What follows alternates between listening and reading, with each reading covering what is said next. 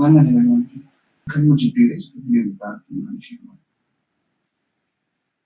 ಪ್ರೀತಿಯುಳ್ಳ Parrado ಕುಟುಂಬಗಳನ್ನು ತಂದೆ ಕೊಟ್ಟಿರುವಂತಹ ಯತಿಮೂಲ್ಯವಾಗಿ ಸಮಯಕ್ಕೋಸ್ಕರ ನಮ್ಮ ಕೃತಜ್ಞತೆಗಳು ಕೊಟ್ಟಿರುವಂತಹ ಈ ಸಮಯದಲ್ಲಿ ನೀವು ನಮಗೆ ವೇಗಪೂರ್ವಕವಾಗಿ ಬಳಕೆ ಮಾಡ್ಕೊಳ್ಬೇಕು, ಉಪಯೋಗ ಮಾಡ್ಕೊಳ್ಬೇಕು ಅನ್ನೋ ಬೇಕಾಗಿರುವಂತಹ ಬಲವನ್ನು ಶಕ್ತಿಯನ್ನು ಜ್ಞಾನವನ್ನು ಪಾಲಿಸಿಯಪ್ಪ.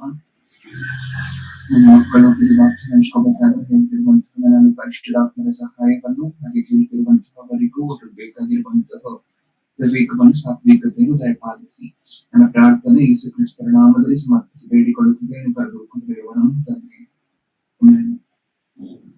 ಪ್ರಿಯರಾದ ದಿವಸಗಳೇ, ಈಗಾಗಲೇ ಆಲೋಚನೆ ಮಾಡಿರುವಂತಹ ಒಂದು ಅಂಶವನ್ನ ಮೆಲುಕು ಹಾಕುವಂತಹ ಪ್ರಯತ್ನವನ್ನು ಮಾಡೋಣ. ನಾವು ಆಲೋಚನೆ ಮಾಡ್ತಿರುವಂತಹ ಅಂಶದ ಹೆಸರು ನಮ್ಮ ಕೋಪವು ನ್ಯಾಯವೋ. ಅಂಶದ ಹೆಸರನ್ನ ಇನ್ನೊಂದ್ಸಾರಿ ಹೇಳ್ತಿದ್ದೇನೆ. ಇವತ್ತು ನಾವು ಆಲೋಚನೆ ಮಾಡ್ತಿರುವಂತಹ ಅಂಶದ ಹೆಸರು ನಮ್ಮ ಕೋಪವು ನ್ಯಾಯವೋ. ಇಷ್ಟಕ್ಕೂ ಈ ಅಂಶವನ್ನು ಏನಕ್ಕೋಸ್ಕರ ಆಲೋಚನೆ ಮಾಡ್ತಿದ್ದೀರಿ ಅಂತ ಹೇಳಿದ್ರೆ, ಕೋಪ ಅನ್ನುವಂತಹದ್ದು ನಮ್ಮೆಲ್ಲರಿಗೂ ಸರ್ವೇ ಸಾಮಾನ್ಯವಾಗಿ ಬರುವಂತಹದ್ದು. ಮನುಷ್ಯರಿಗೆ ಕೋಪ ಬರುತ್ತೆ. ಆದ್ರೆ ಈ ಕೋಪ ನ್ಯಾಯವಾಗಿರುವಂತಹ ಸನ್ನಿವೇಶಗಳು ಇದೆ, ಅನ್ಯಾಯವಾಗಿರುವಂತಹ ಸನ್ನಿವೇಶಗಳು ಇದೆ. ಇದು ಹೆಂಗೆ ಕೋಪ ನ್ಯಾಯವಾಗಿರುತ್ತಾ, ಕೋಪ ಅನ್ಯಾಯವಾಗಿರುತ್ತಾ ನಮ್ಗೆ ಗೊತ್ತಾಗತ್ತೆ ಸಂದೇಶದಲ್ಲಿ ಮುಂದೆ ಹೋಗ್ತಾ ಹೋಗ್ತಾ. ಯಾಕಂದ್ರೆ ನಾರ್ಮಲ್ ಆಗಿ ನೀವು ಜನರನ್ನ ಕೇಳಿದಾಗ ಅವರ ಮನಸ್ಸಿನಲ್ಲಿರುವಂತಹ ಒಪಿನಿಯನ್ ಇದೆ, ಕೋಪ ಅನ್ನುವಂತಹದ್ದು ಪಾಪ, ಕೋಪ ಅನ್ನುವಂತಹದ್ದು ಮಾಡ್ಕೊಳ್ಳೇಬಾರದು. ಇದು ನಾರ್ಮಲ್ ಆಗಿ ಜನರ ಮನಸ್ಸಿನಲ್ಲಿರುವಂತಹದ್ದು, ಹೌದಲ್ವಾ? ಆದ್ರೆ ಸತ್ಯವೇದದಲ್ಲಿ ನೀವು ಸಾಕಷ್ಟು ಸರಿ ದೇವರು ಕೋಪ ಮಾಡ್ಕೊಂಡಂತೆ ಓದ್ತಿರಲ್ಲ. ದೇವರು ಕೋಪ ಮಾಡ್ಕೊಂಡಂತೆ ಇಸ್ರಾಯೇಲಿಯರನ್ನ ನಡೆಸ್ಬೇಕಾದ್ರೆ ಆ ಪ್ರಯಾಣದಲ್ಲಿ ಇಸ್ರಾಯೇಲಿಯರ ಮೇಲೆ ದೇವರು ಕೋಪಿಸ್ಕೊಂಡ ಹಾಗೆ ಬರ್ಸಿದ್ದಾರೆ ಸತ್ಯವೇದದಲ್ಲಿ. ಇಸ್ರಾಯೇಲಿಯರ ಮೇಲೆ ದೇವರು ಕೋಪಿಸ್ಕೊಂಡ್ರು, ಆಮೇಲೆ ಕೆಲವರನ್ನು ಸಂಹಾರ ಮಾಡಿದ್ರು. ಹಿಂಗೆಲ್ಲ ನಾವು ಸತ್ಯವೇದದಲ್ಲಿ ಓದ್ತೀವಲ್ಲ, ದೇಶ ಅಲ್ವಾ? ಹಾಗಾದ್ರೆ ದೇವರೇ ಕೋಪ ಮಾಡ್ಕೊಂಡಿದ್ದಾರೆ ಅಂತ ಹೇಳಿದ್ರೆ, ಕೋಪ ಅನ್ನುವಂತಹದ್ದು ತನ್ನಷ್ಟಕ್ಕೆ ತಾನೇ ತಪ್ಪು ಪಾಪ ಅಲ್ಲ. ಇನ್ನೊಂದ್ಸರಿ ಹೇಳ್ತದೆ, ಕೋಪ ಅನ್ನುವಂತಹದ್ದು ತನ್ನಷ್ಟಕ್ಕೆ ತಾನೇ ತಪ್ಪು ಪಾಪ ಅಲ್ಲ. ಹಾಗಾದ್ರೆ ಕೋಪ ಅನ್ನುವಂತಹ ಪಾಪ ಅಲ್ವಾ? ಖಂಡಿತವಾಗ್ಲೂ ಅಲ್ಲ. ನಿಜವಾಗ್ಲೂ ಹೇಳ್ಬೇಕು ಅಂತ ಹೇಳಿದ್ರೆ, ಕೋಪ ಅನ್ನುವಂತಹದ್ದು ದೇವರು ನಮಗೆ ಕೊಟ್ಟಿರುವಂತಹ ಒಂದು ಆಯುಧ ಅಂತ ಹೇಳಿ ಹೇಳ್ಬೋದು. ಆ ಆಯುಧವನ್ನ ಸರಿಯಾಗಿ ಬಳಕೆ ಮಾಡ್ಕೊಳ್ಳಿಕ್ಕೆ ನಮಗ್ ಬರ್ಬೇಕಷ್ಟೆ. ನಿಮ್ಮ ಮನೆಯಲ್ಲಿ ನೈಫ್ ಇದೆ, ಚಾಕು ಇದೆ ಅಂತ ಅನ್ಕೊಳ್ಳಿ. ಅದನ್ನ ಹೇಗೆಲ್ಲ ಬಳಕೆ ಮಾಡ್ಕೋಬಹುದು. ಇನ್ನೊಬ್ಬರಿಗೆ ಹಾನಿ ಮಾಡಿ ಬಳಕೆ ಮಾಡ್ಕೋಬಹುದು, ಇನ್ನೊಬ್ಬರ ಪ್ರಾಣ ತಗ್ಲಿಕ್ಕೆ ಬಳಕೆ ಮಾಡ್ಕೋಬಹುದು. ಅದೇ ರೀತಿ ನಿಮಗೆ ಬೇಕಾಗಿರುವಂತ ಆಹಾರ ಪದಾರ್ಥವನ್ನ ನೀವು ತಯಾರು ಮಾಡ್ಕೊಳ್ಳುವಲ್ಲಿ ತರಕಾರಿಯನ್ನ, ವೆಜಿಟೇಬಲ್ಸ್ ಅನ್ನ, ಫ್ರೂಟ್ಸ್ ಅನ್ನ ಕಟ್ ಮಾಡ್ಲಿಕ್ಕೋಸ್ಕರ ಬಳಕೆ ಮಾಡ್ಕೋಬಹುದ? ಹೌದು. ಹಾಗಿದ್ರೆ ಈ ಕೋಪಕ್ಕಿರುವಂತ ಸ್ಪೆಷಾಲಿಟಿನೂ ಅದೇ. ನೀವು ಅದನ್ನ ಹೇಗ್ ಬೇಕಾದ್ರೂ ಬಳಕೆ ಮಾಡ್ಕೋಬಹುದು. ಕೋಪ ಅನ್ನುವಂತಹ ತಪ್ಪು ಪಾಪ ಅಲ್ಲ. ಕೋಪ ನೀವು ತಪ್ಪಾಗಿ ಬಳಕೆ ಮಾಡ್ಕೊಂಡಾಗ ನಿಮ್ ಕೈ ತಪ್ಪು ಮಾಡಿಸುತ್ತೆ. ಕೋಪವನ್ನ ನೀವು ತಪ್ಪಾಗಿ ಬಳಕೆ ಮಾಡ್ಕೊಂಡ್ರೆ, ನೀವು ಸರಿಯಾಗಿ ಬಳಕೆ ಮಾಡ್ಕೊಳ್ಳದೆ ಹೋದ್ರೆ ಅದು ನಿಮ್ಮ ಕೈಯಲ್ಲಿ ಪಾಪ ಮಾಡಿಸುತ್ತೆ. ಆದ್ರೆ ಕೋಪ ತನ್ನಷ್ಟಕ್ಕೆ ತಾನೇ ತಪ್ಪ ಅಂತ ಹೇಳಿದ್ರೆ ಖಂಡಿತವಾಗಿಯೂ ಅಲ್ಲ. ಒಂದ್ ವೇಳೆ ಕೋಪ ಅನ್ನುವಂತಹದ್ದೇ ತಪ್ಪಾಗಿ ಹೋಗಿದ್ರೆ, ಒಂದ್ ವೇಳೆ ಕೋಪ ಅನ್ನುವಂತಹದ್ದೇ ಪಾಪ ಆಗೋಗಿದ್ರೆ, ದೇವ್ರು ಏನಕ್ಕೋಸ್ಕರ ಕೋಪ ಮಾಡ್ಕೊಂಡ್ರು ಅಂತ ಸತ್ಯವೇದದಲ್ಲಿ ಇರ್ತಾ ಇತ್ತು. ದೇವ್ರು ಏನಕ್ಕೋಸ್ಕರ ಕೋಪ ಮಾಡ್ಕೊಳ್ತಾ ಇದ್ರು ಇಷ್ಟಕ್ಕೆ. ದೇವರಲ್ಲಿ ಯಾವ ತಪ್ಪು ಇಲ್ಲ ಅಂತ ನಾವು ನಂಬ್ತಿದೀವ. ದೇವರಲ್ಲಿ ಪಾಪ ಹತ್ರನೂ ಸಹ ಬರ್ಲಿಕ್ಕೆ ಆಗೋದಿಲ್ಲ ಅನ್ನುವಂತಹದನ್ನ ನಾವು ನಂಬ್ತಿದ್ರೆ ಈ ಪಾಯಿಂಟ್ ಅನ್ನ ನಾವು ನೋಟ್ ಮಾಡ್ಬೇಕು. ಏನು? ದೇವ್ರು ಕೋಪ ಮಾಡ್ಕೊಂಡ್ರು, ಇದರ ಅರ್ಥ ಕೋಪ ಪಾಪ ಅಲ್ಲ. ಆ ಕೋಪವನ್ನ ನೀವು ತಪ್ಪಾಗಿ ಬಳಕೆ ಮಾಡ್ಕೊಂಡಾಗ ಆಗ ಮಾಡಿಸುತ್ತೆ ಪಾಪ ಅನ್ನುವಂಥದ್ದು ನಮ್ಮ ಕೈ. ಹೌದಾ? ಅದನ್ನು ನೋಡುವುದಕ್ಕಿಂತ ಮುಂಚೆ ನಿಮಗೊಂದು ಎಕ್ಸಾಂಪಲ್ ಕೊಡ್ಬೇಕು ಅಂತ ಹೇಳಿದ್ರೆ, ಬ್ರದರ್ ಆಗ್ಲಿಂದ ಕೋಪವನ್ನು ಸರಿಯಾಗಿ ಬಳಕೆ ಮಾಡ್ಕೊಳ್ಳಿ ಅಂತಿದ್ದಾರೆ ಅಲ್ವಾ ಕೆಲವು ಸರಿ. ಯಾಕಂದ್ರೆ ಕೋಪವನ್ನು ಸರಿಯಾಗಿ ಹಿಂಗ್ ಬಳಕೆ ಮಾಡ್ಕೊಳ್ಳುವಂತಹದ್ದು ಅನ್ನುವಂತ ಪ್ರಶ್ನೆಯನ್ನು ನೀವು ಕೇಳಿದ್ರೆ, ಉದಾಹರಣೆಗೆ ನಿಮ್ಮ ಮಕ್ಕಳಿಗೆ ಹೇಳೋ ರೀತಿ ಬುದ್ಧಿವಾದಗಳನ್ನು ಹೇಳ್ತಾನೆ ಇರ್ತೀರ. ಒಂದಿನ ಹೇಳ್ತೀರಾ, 2 ದಿನ ಹೇಳ್ತೀರಾ, 3 ದಿನ ಹೇಳ್ತೀರಾ, ಅವ್ರು ಕೇಳ್ತಾನೆ ಇಲ್ಲ ಅಂತ ಅನ್ಕೊಳ್ಳಿ. ಏನ್ ಮಾಡ್ತೀರಾ?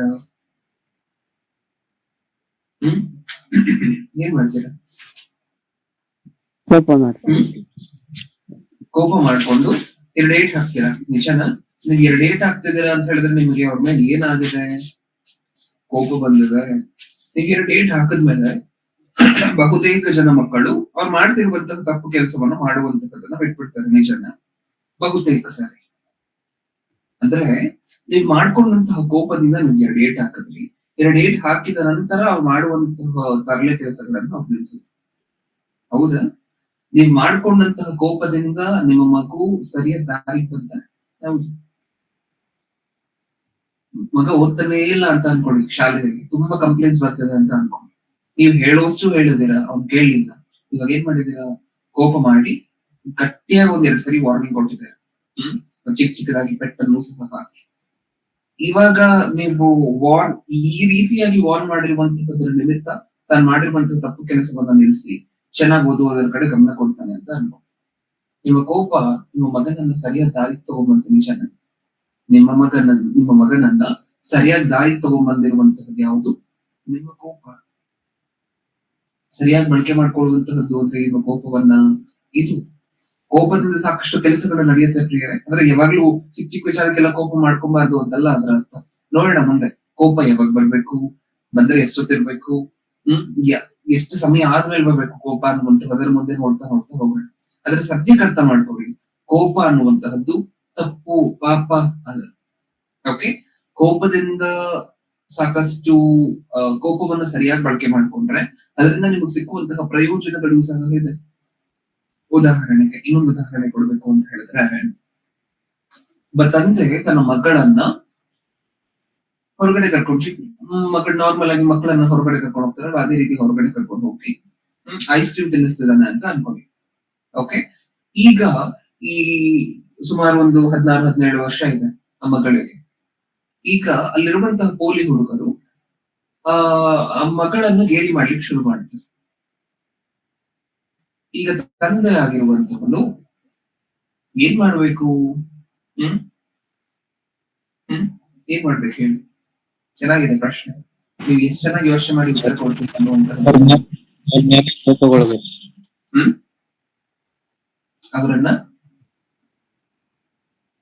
ಅವರ ಮೇಲೆ ಕೋಪಗೊಂಡು ಹೊಡಿಬೇಕಾ? ಗದರ್ಸಿ ಹೇಳ್ಬೇಕು, ಬೈ ಮಾತು ಬುದ್ಧಿವಾದ ಹೇಳ್ಬೇಕು. ಅಟ್ಲೀಸ್ಟ್ ತಂದೆ ಅಂತ ಹೇಳಿದ್ರೆ ತಂದೆಗೆ ಎಷ್ಟು ಕೋಪ ಬರ್ಬೇಕು ಅಂದ್ರೆ ಆ ಮಗಳನ್ನ ಅಲ್ಲಿಂದ ದೂರ ಕರ್ಕೊಂಡು ಹೋಗ್ಬೇಕು. ಅಷ್ಟಾದ್ರೂ ಕೋಪ ಬರ್ಬೇಕಾ? ಹೌದಲ್ವಾ? ಆ ಮಗಳನ್ನ ಆ ಸ್ಥಳದಿಂದ ದೂರ ಕರ್ಕೊಂಡು ಹೋಗುವಷ್ಟು ಕೋಪ ಆದ್ರೂ ಬರ್ಬೇಕಲ್ವಾ? ಇಲ್ಲ, ಅಷ್ಟು ಕೋಪ ಬರ್ತಿಲ್ಲ ತಂದೆಗೆ. ಮಗಳನ್ನ ರೇಗಿಸ್ತಿದಾರೆ ಅಲ್ಲಿರುವಂತ ಪೋಲಿ ಹುಡುಗರು. ಈ ತಂದೆ ಅಲ್ಲೇ ಕೂತ್ಕೊಂಡು ಮಗಳ ಜೊತೆ ಐಸ್ ಕ್ರೀಮ್ ಚೆನ್ನಾಗಿದೆ ಮಗಳೇ, ಇನ್ನೊಂದು ಕೊಡಿಸ್ಲಾ ಅಂತ ಅನ್ಕೊಂಡು. ಆ ಪ್ರೀತಿಗೆ ಒಂದು ಅರ್ಥ ಇದೆ, ಮಗಳ ಮೇಲಿರುವಂತಹ ಪ್ರೀತಿಗೆ ಒಂದು ಅರ್ಥ ಇದೆಯಾ? ಕ್ರೈಸ್ತರಾಗಿರುವಂತಹ ನಾವು ಜಗಳಕ್ಕೆ, ವೈಷಮ್ಯಕ್ಕೆ, ಕಲಹಕ್ಕೆ ಹೋಗೋದಿಲ್ಲ, ಹೌದಲ್ವಾ? ನಾನು ಜಗಳಕ್ಕೆ ಹೋಗಿ ಅನ್ನುವಂತಹದನ್ನ ಹೇಳ್ತಿಲ್ಲ, ಅನ್ನುವ ರೀತಿ ಹೇಳ್ತಿಲ್ಲ. ನಾನು ಹೇಳ್ತಿರುವಂತಹದ್ದಿಷ್ಟೇ, ತಂದೆ ಆಗಿರುವಂತವನಿಗೆ ತನ್ನ ಮಗಳನ್ನು ನಿಜವಾಗ್ಲೂ ಪ್ರೀತಿ ಮಾಡ್ತಿದ್ದಾನೆ ಅಂತ ಹೇಳಿದ್ರೆ ಎಷ್ಟು ಕೋಪ ಬರ್ಬೇಕು ಅಂದ್ರೆ ಆ ಟೈಮ್ ಅಲ್ಲಿ ಮಗಳನ್ನ ಆ ಸ್ಥಳದಿಂದ ದೂರ ಕರ್ಕೊಂಡು ಹೋಗ್ಬೇಕು. ಅಷ್ಟಾದ್ರೂ ಕೋಪ ಬರ್ಬೇಕಲ್ವ? ಆ ಮಗಳಿಗೆ ಆಗ್ತಿರುವಂತಹ ತೊಂದರೆಯಿಂದ ಮಗಳನ್ನು ತಪ್ಪಿಸ್ಬೇಕು, ಅಷ್ಟಾದ್ರೂ ಆಗ್ಬೇಕಲ್ವ? ಅಷ್ಟಾಗ್ಬೇಕು ಅಂದ್ರೆ ಇಷ್ಟಾದ್ರೂ ಕೋಪ ಬರ್ಬೇಕಲ್ವಾ? ಇವ್ರು ಸರಿ ಇಲ್ಲ, ಇಲ್ಲಿದ್ರೆ ನನ್ ಮಗಳಿಗೆ ನೋವು ಮಾಡ್ತಾರೆ ಅಂತ ಅನ್ಕೊಂಡು ದೂರ ಕರ್ಕೊಂಡು ಹೋಗುವಷ್ಟು ಕೋಪ ಆದ್ರೂ ಬರ್ಬೇಕಲ್ವಾ? ಅದು ಬರ್ದೆ ಮಗಳು ಚೆನ್ನಾಗಿದೆಯಾ ಐಸ್ ಕ್ರೀಮ್ ಇನ್ನೊಂದು ಕೊಡಿಸ್ಲಾ ಅಂತ ಅಂದ್ರೆ ಆ ತಂದೆಗೆ ಮಗಳ ಮೇಲಿರುವಂತಹ ಪ್ರೀತಿಗೆ ಯಾವುದೇ ಅರ್ಥ ಇಲ್ಲ. ನಿಜನ? ಆ ಪ್ರೀತಿಗೆ ಅರ್ಥ ಬರುವಂತಹದಲ್ಲಿ ಅವ್ರಿಗೆ ತೊಂದರೆ ಆದಾಗ ಚಿಕ್ಕದಾಗಿ ಎಲ್ಲೋ ಒಂದ್ ಕಡೆ ಕೋಪ ಬಂದು ಅವರಿಗೆ ಆ ತೊಂದರೆಯಿಂದ ತಪ್ಪಿಸ್ಬೇಕು ಅನ್ನುವಂತಹ ಆಲೋಚನೆ ಬಂದಾಗ ಕೋಪ ಅನ್ನುವಂತಹದ್ದು ಎಷ್ಟು ಒಳ್ಳೆ ಆಯುಧ ಅನ್ನುವಂಥದ್ದು ನಮ್ಗೆ ಅರ್ಥ ಆಗ್ಬೇಕು. ಕೋಪ ಅನ್ನುವಂತಹದ್ದು ಬುದ್ಧಿ ಕಲ್ಸುತ್ತೆ. ನಿಮ್ ಮಕ್ಕಳು ಸರಿಯಾದ ದಾರಿಲಿ ಇಲ್ಲದೆ ಇರ್ಬೇಕಾದ್ರೆ ಕೊನೆಯ ಹಂತದಲ್ಲಿ ನೀವ್ ಹೇಳಿ ಹೇಳಿ ಹೇಳಿ ಸಾಕಾದಾಗ ಕೋಪ ಅನ್ನುವಂಥದ್ದು ಒಂದು ದಾರಿ ತಗೊಂಡ್ಬರುತ್ತೆ. ಎರಡನೇದು, ಒಬ್ಬರಿಗೆ ತೊಂದರೆ ಆದಾಗ ಆ ತೊಂದರೆಯಿಂದ ಕೋಪ ಅನ್ನುವಂಥದ್ದು ತಪ್ಪಿಸುತ್ತೆ. ಇದೆಲ್ಲ ಮಾಡುತ್ತಾ ಕೋಪ ಅನ್ನುವಂತಹದ್ದು. ಸತ್ಯವೇದದಲ್ಲಿ ಇಸ್ರಾಯೇಲಿಯರನ್ನ ಟಚ್ ಮಾಡ್ತಾರೆ ಸುಮಾರು ಜನ. ಇಸ್ರಾಯೇಲಿಯರು ಐಗುಪ್ತ ದೇಶದಿಂದ ಪ್ರಯಾಣ ಮಾಡ್ಬೇಕಾದ್ರೆ ಇಸ್ರಾಯೇಲಿಯರು ಜಯಿಸ್ಬೇಕಾಗಿರುವಂತ ಸುಮಾರು ಜನಾಂಗಗಳಿರುತ್ತಲ್ವಾ, ಆ ಜನಾಂಗಗಳಲ್ಲಿ ಯಾರಾದ್ರೂ ಬಂದು ಇಸ್ರಾಯೇಲಿಯರಿಗೆ ತೊಂದರೆ ಕೊಟ್ರೆ ಅಥವಾ ಸೋಲಿಸಿ ಹಿಂಸೆ ಏನಾದ್ರು ಮಾಡಿದ್ರೆ ದೇವರು ಎಷ್ಟು ಸ್ಟ್ರಿಕ್ಟ್ ಆಗಿ ಚಾರ್ಜ್ ಮಾಡ್ತಿದ್ರು ಗೊತ್ತ ಆ ಜನಾಂಗದ ಮೇಲೆ? ನನ್ನ ಮಕ್ಕಳ ವಿರುದ್ಧ ಬಂದ್ರೆ ನೀವು, ನನ್ನ ಮಕ್ಕಳಿಗೆ ತೊಂದರೆ ಕೊಟ್ರ ನೀವು ಅಂತ. ನಾವ್ ಇವಾಗ ತಾನೇ ಮಾತಾಡ್ಕೊಂಡು ಬರುವ ತಂದೆ ಮಗಳ ಎಕ್ಸಾಂಪಲ್ ಅನ್ನ, ಇದು ಈ ಲೋಕಕ್ಕೆ ಸಂಬಂಧಪಟ್ಟಿರುವಂತ, ಈ ಕಾಲಕ್ಕೆ ಸಂಬಂಧಪಟ್ಟಿರುವಂತ ಉದಾಹರಣೆ ಮಾತ್ರ ಅಲ್ಲ. ದೇವರು ಯಾವಾಗ್ಲೂ ಮಾಡಿದ್ರಿ ಕೆಲಸವನ್ನು. ನನ್ನ ಮಕ್ಕಳಿಗೆ ನೀವು ತೊಂದರೆ ಕೊಟ್ಟಿದ್ದೀರಾ ಅಂತ ಹೇಳಿ ದೇವರೇ ಶಿಕ್ಷಿಸಿದ್ರು ಹಳೆ ಒಡಂಬಡಿಕೆ. ನೀವು ಶಿಕ್ಷಿಸಿ ಅಂತ ನಾನು ಹೇಳ್ತಿಲ್ಲ, ಅಟ್ಲೀಸ್ಟ್ ಆ ಸಮಯದಲ್ಲಿ ನಿಮ್ ಮಕ್ಕಳನ್ನ ನೀವು ಸೇಫ್ ಗಾರ್ಡ್ ಮಾಡ್ತೀರಾ ಅಲ್ವಾ? ನೀವ್ ಕರ್ಕೊಂಡು ಇನ್ನೊಂದ್ ಕಡೆ ಹೋಗ್ತೀರಾ ಅಲ್ವಾ, ಈ ಸ್ಥಳ ಸರಿ ಇಲ್ಲ ಇನ್ನೊಂದ್ ಕಡೆ ಹೋಗೋಣ ಅಂತ ಹೇಳಿ ಕರ್ಕೊಂಡು ಹೋಗ್ತೀರಾ ಅಲ್ವಾ. ಅದನ್ನೇ ಈಗ ನಾವು ಮಾತಾಡ್ತಿರುವಂತದ್ದು. ಕೋಪದಿಂದ ಇಷ್ಟು ತರ ಬೇರೆ ಬೇರೆ ಉಪಯೋಗಗಳಿದೆ. ಯಾವಾಗ ನೀವು ಕೋಪವನ್ನ ಸರಿಯಾಗಿ ಉಪಯೋಗ ಮಾಡ್ಕೊಂಡಾಗ, ಹಾಗಾದ್ರೆ ಕೋಪವನ್ನ ಸರಿಯಾಗಿ ಉಪಯೋಗ ಮಾಡ್ಕೊಂಡ್ರೆ ಅದರಿಂದ ಆಗುವಂತಹ ಅನುಕೂಲಗಳನ್ನ ನೋಡಿದೀವಿ. ಇನ್ ಮುಂದೆ ಕೋಪ ಅನ್ನುವಂಥದ್ದು ಯಾವಾಗ ಬರ್ಬೇಕು ಮನುಷ್ಯನಿಗೆ? ಕೋಪ ಅನ್ನುವಂಥದ್ದು ಬಂದ್ರೆ ಎಷ್ಟು ಕಾಲ ಇರ್ಬೇಕು, ಎಷ್ಟು ಹೊತ್ತಾದ್ಮೇಲೆ ಕೋಪ ಬರ್ಬೇಕು, ಮೂಗ್ ಮೇಲೆ ಕೋಪ ಇರುವಂತಹದ್ದು ಒಳ್ಳೇದಾ, ಚಿಕ್ಕ ಚಿಕ್ಕ ವಿಚಾರಕ್ಕೆಲ್ಲ ಕೋಪಿಸ್ಕೊಳ್ಳುವಂತಹದ್ದು ಒಳ್ಳೇದಾ ಅನ್ನುವಂತಹದನ್ನು ನೋಡೋಣ. ಓಕೆ, ಸತ್ಯವೇದಲ್ಲಿರುವಂತಹ ರೆಫರೆನ್ಸ್ ಅನ್ನು ನೋಡ್ತಾ ಹೋಗೋಣ. ಪ್ರಸಂಗಿ ಗ್ರಂಥ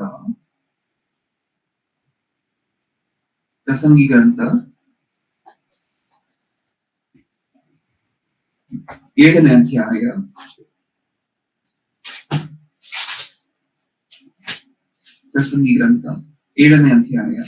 9ನೇ ವಚನ, 7-9. ನಿನ್ನ ಮನಸ್ಸು ಕೋಪಕ್ಕೆ ಪಡಿದಿರಲಿ, ಕೋಪಕ್ಕೆ ಮೂಢರ ಎದೆಯೇ ನೆಲೆ. ಏನಂತ ಏನ್ ಹೇಳ್ತಿದ್ದಾರೆ? ಕೋಪ ತಪ್ಪು ಅಂತ ಹೇಳ್ತಿದಾರ, ಕೋಪ ಅನ್ನುವಂಥದ್ದು ಪಾಪ ಅಂತ ಹೇಳ್ತಿದಾರ, ಏನಂತ ಹೇಳ್ತಿದ್ದಾರೆ?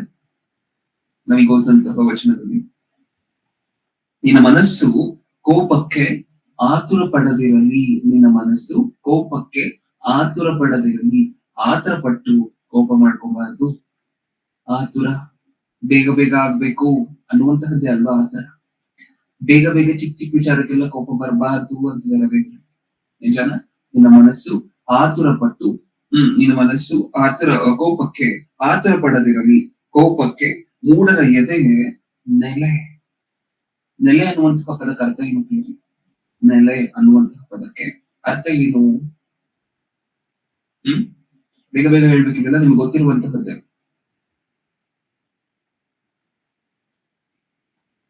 ಪಾಪ ಮಾಡಿಸುತ್ತೆ ನೆಲೆ ಆದ್ರೆ.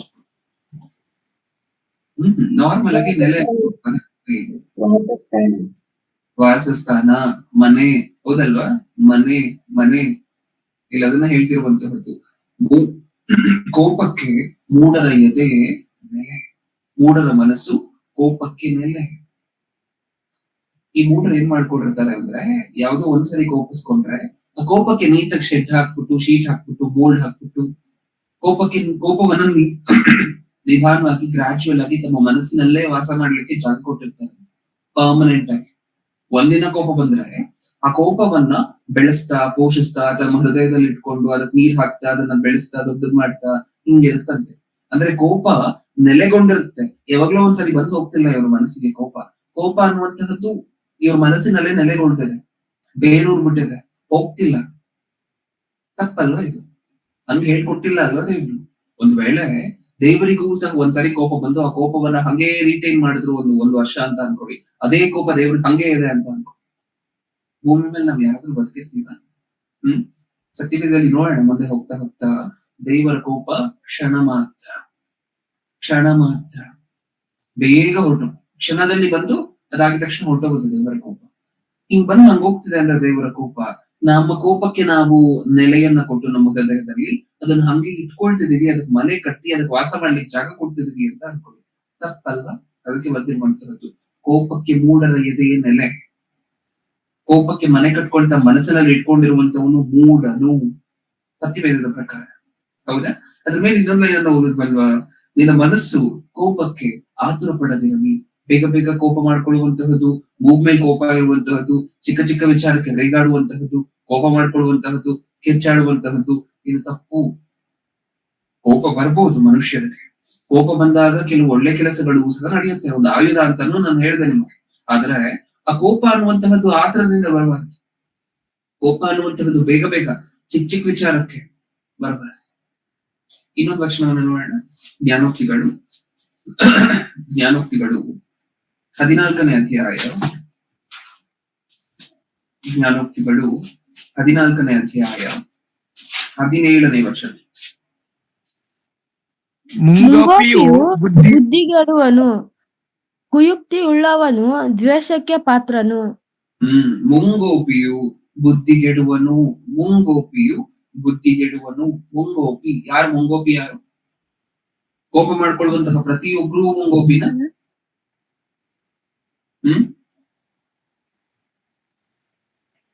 ಮುಂಗೋಪಿ ಯಾರು? ಬೇಗ ಕೋಪ ಮಾಡಿಕೊಳ್ಳುವನು. ಸಣ್ಣ ಸಣ್ಣ ವಿಚಾರಕ್ಕೆ ಅಂದ್ರೆ ಯಾವಾಗ್ಲೂ ಮುಗ್ ಮೇಲೆ ಕೋಪ ಇರುತ್ತೆ ಅಂತ ನೀವು ಕರಿತೀರಲ್ವಾ ಅವ್ರೆ? ಚಿಕ್ಕ ಚಿಕ್ಕ ವಿಚಾರಕ್ಕೆ ಯಾವಾಗ್ಲೂ ಕೋಪದ ಮುಖನ ಇಟ್ಕೊಂಡಿರ್ತಾರೆ. ಯಾವಾಗ್ಲೂ ಕೋಪ ಅವರಲ್ಲಿ ಇದ್ದೇ ಇರುತ್ತೆ. ಅದಕ್ಕೆ ಹೇಳಿರುವಂತಹದ್ದು ಮುಂಗೋಪಿಯು ಬುದ್ಧಿಗೆಡುವನು. ಬುದ್ಧಿ ಕೆಡ್ತಾನೆ ಈ ವ್ಯಕ್ತಿ. ಎಷ್ಟು ಜನ ಗೊತ್ತಾ ಪ್ರಿಯರೇ, ಜೈಲ್ಗಳಲ್ಲಿ ಅಥವಾ ಜುವೆನೈಲ್ ಸೆಂಟರ್ಗಳಲ್ಲಿ ಏನಕ್ಕೋಸ್ಕರ ಜೈಲಲ್ಲಿದ್ದಾರೆ? ಏನಕ್ಕೋಸ್ಕರ ಜೈಲಲ್ಲಿದ್ದಾರೆ? ಅದರಲ್ಲಿ ಇರುವಂತಹ 100 ಜನ ಜೈಲಲ್ಲಿದ್ದಾರೆ ಅಂತ ಹೇಳಿದ್ರೆ ಸ್ಟಾಟಿಸ್ಟಿಕ್ಸ್ ಏನ್ ಹೇಳುತ್ತೆ ಅಂತ ಹೇಳಿದ್ರೆ, ಆ 100 ಜನರಲ್ಲಿ ಎಲ್ಲರೂ ಸಹ ಕೊಲೆಗಾರರಲ್ಲ. ಕೊಲೆ ಮಾಡಿ 100 ಜನ ಜೈಲಲ್ಲಿದ್ದಾರೆ ಅಂತ ಹೇಳಿದ್ರೆ ಆ 100 ಜನರಲ್ಲಿ ಎಲ್ಲರೂ ಸಹ ಪ್ರೊಫೆಷನಲ್ ಕಿಲ್ಲರ್ಸ್ ಅಲ್ಲ.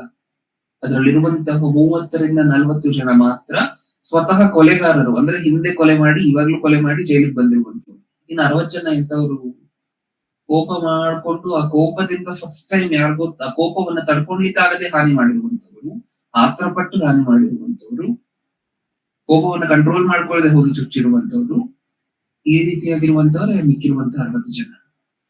ಅಂದ್ರೆ 60% ಜನ ಜೈಲಲ್ಲಿ ಇರುವಂತವ್ರು ಈ ಕೋಪದಿಂದ ಹೌದು ಅವ್ನೇನೋ ಅಂದ ತಡ್ಕೊಂಡಿಕ್ ಆಗ್ತಿಲ್ಲ, ಏನಾದ್ರು ಮಾಡ್ಬಿಡ್ಬೇಕು ಹೋಗಿ. ಬುದ್ಧಿಗೆಡುವನು. ಬುದ್ಧಿಗೆಟ್ರೇನೇನಾಗುತ್ತೆ? ಇದೆಲ್ಲ ಆಗುತ್ತೆ. ಜೈಲಲ್ಲಿ ಇರ್ಬೇಕಾಗಿರುವಂತಹ ಪರಿಸ್ಥಿತಿ ಬರುತ್ತೆ. ನೀವು ಸಂಬಂಧಗಳನ್ನ ಕಳ್ಕೊಳ್ತೀರಾ, ಇರುವಂತಹ ನಿಮ್ಮ ಸುತ್ತ ಇರುವಂತಹ ಜನರನ್ನ ಕಳ್ಕೊಳ್ತೀರಾ, ಸಭೆಯನ್ನ ಕಳ್ಕೊಳ್ತೀರಾ.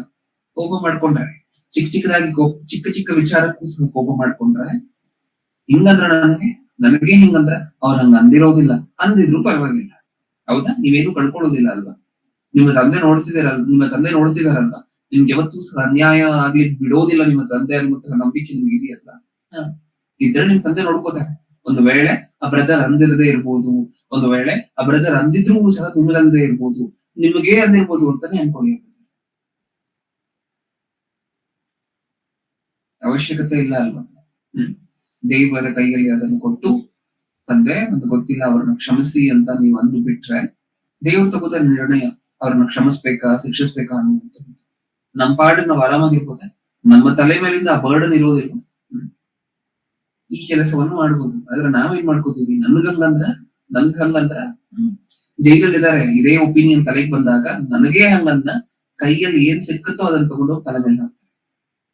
ಕೋಪಿಸ್ಟರು ಎಂತ ಕೋಪಿಸ್ಟರಿದ್ದಾರೆ ಭೂಮಿ ಮೇಲೆ ಅಂತ ಹೇಳಿದ್ರೆ, ಕೈ ಏನ್ ಸಿಕ್ಕುತ್ತೋ ಅದನ್ನ ತಗೊಂಡೋಗಿ ತಲೆ ಮೇಲೆ. ಕಲ್ಲಿದ್ಯಾ ಕಲ್ಲಲ್ಲಿ ಹೊಡೆಯುವಂಥದ್ದು, ರಾಡ್ ಇದೆಯಾ ರಾಡಲ್ಲಿ ಹೊಡೆಯುವಂಥದ್ದು, ತೆಂಗಿನಕಾಯಿ ಇದೆಯಾ ತೆಂಗಿನಕಾಯಿ ತಲೆ ಮೇಲೆ ಹೊಡೆಯುವಂಥದ್ದು. ಇಷ್ಟೇ. ಕೋಪ ಬಂದ್ರೆ ಮನುಷ್ಯ ಏನ್ ಮಾಡ್ತಿದ್ದಾನೆ ಅಂತ ಹೇಳಿ ಆತನಿಗೆ ಗೊತ್ತಿರೋದಿಲ್ಲ. ಅದಕ್ಕೆ ಇವಾಗ ನೋವುದಿತ್ತು. ಮುಂಗೋಪಿಯು ಬುದ್ಧಿಗೆಡುವನು. ಇದನ್ನು ಬುದ್ಧಿಪೂರ್ವಕವಾಗಿ ಯೋಚನೆ ಮಾಡೋದಿಲ್ಲ. ಕೋಪ ಬಂದಾಗ ಚಿಕ್ಕ ಚಿಕ್ಕ ವಿಚಾರಕ್ಕೆ, ಸಣ್ಣ ಸಣ್ಣ ವಿಚಾರಕ್ಕೆ ಎಲ್ಲ ಕೋಪ ಮಾಡ್ಕೊಳ್ತಿರ್ಬೇಕಾದ್ರೆ ಬುದ್ಧಿಪೂರ್ವಕವಾಗಿ ಯೋಚನೆ ಮಾಡೋದಿಲ್ಲ. ಮೇಲೆ ಕೋಪ ಮಾಡ್ಕೋತೀವ ಚಿಕ್ಕ ಚಿಕ್ಕ ವಿಚಾರಕ್ಕೆ, ಪುಟಾಣಿ ವಿಚಾರಕ್ಕೆಲ್ಲ, ಎಲ್ಲಾ ವಿಚಾರಕ್ಕೂ ಸಹ ಕೋಪ ಮಾಡ್ಕೊಳ್ತೀವ. ಆತರ ಪಟ್ಟು ಕೋಪ ಮಾಡ್ಕೋಬಾರದು. ಈ ಹಿಂದೆ ಓದಿರುವಂತಹ ರೆಫರೆನ್ಸ್ ಏನ್ ನೋಡಿದ್ವಿ? ಆತರ ಪಟ್ಟು ಕೋಪ ಮಾಡ್ಕೋಬಾರದು. ಕೋಪಕ್ಕೆ ಮೂಡನ ಎದೆ ನೆಲೆ. ಈ ಹಿಂದೆ ಓದಂತಹ ವಚನ. ಇವಾಗ ನಾವು ಓದ್ತಿರುವಂತಹ ವಚನ ಏನ್ ಹೇಳ್ತದೆ? ಮುಂಗೋಪಿಯು ಬುದ್ಧಿಗೆಡುವನು. ನಮ್ ಕೈಯಲ್ಲಿರೋದಿಲ್ಲ. ಬುದ್ಧಿ ಕಿಟ್ಟು ಹೋದಂತಹ ಪರಿಸ್ಥಿತಿ ಬರ್ತೀವಿ ಚಿಕ್ಕ ಚಿಕ್ಕ ವಿಚಾರಕ್ಕೆ, ಎಲ್ಲಾ ವಿಚಾರಕ್ಕೂ ಕೋಪ ಮಾಡ್ಕೊಂಡಾಗ. ಮುಂಗೋಪಿ ಮಾತು ಎತ್ತಿದ್ರೆ ಕೋಪ ಬರುತ್ತೆ. ಇನ್ನು ಏನೇನ್ ಹೇಳಿದೆ ಸತ್ಯವೇದ? ಯಾಕೋಬನ ಪತ್ರಿಕೆ 1ನೇ ಅಧ್ಯಾಯ, ಯಾಕೋಬನ ಪತ್ರಿಕೆ 1ನೇ ಅಧ್ಯಾಯ 20ನೇ ವಚನ, 1:20. ಮನುಷ್ಯನ ಕೋಪವು ದೇವರಿಗೆ ಮೆಚ್ಚುಗೆಯಾಗಿರುವ ನೀತಿ ಅನುಕೂಲವಾಗುವುದಿಲ್ಲ. ಆದ ಕಾರಣ ಎಲ್ಲಾ ನೀಚತನವನ್ನು ಎಲ್ಲಾ ದುಷ್ಟತನವನ್ನು ತೆಗೆದುಹಾಕಿ ಮನಸ್ಸಿನೊಳಗೆ ಬೇರೂರಿರುವ ವಾಕ್ಯಕ್ಕೆ ನಮ್ರತೆಯಿಂದ ಎಡೆಗೊಡಿರಿ. ಮನುಷ್ಯನ ಕೋಪವು ದೇವರಿಗೆ ಮೆಚ್ಚುಗೆಯಾಗಿರುವ ನೀತಿಗೆ ಅನುಕೂಲವಾಗುವುದಿಲ್ಲ. ಮನುಷ್ಯನ ಕೋಪವು ದೇವರಿಗೆ ಮೆಚ್ಚುಗೆಯಾಗಿರುವ ನೀತಿಗೆ ಅನುಕೂಲವಾಗುವುದಿಲ್ಲ.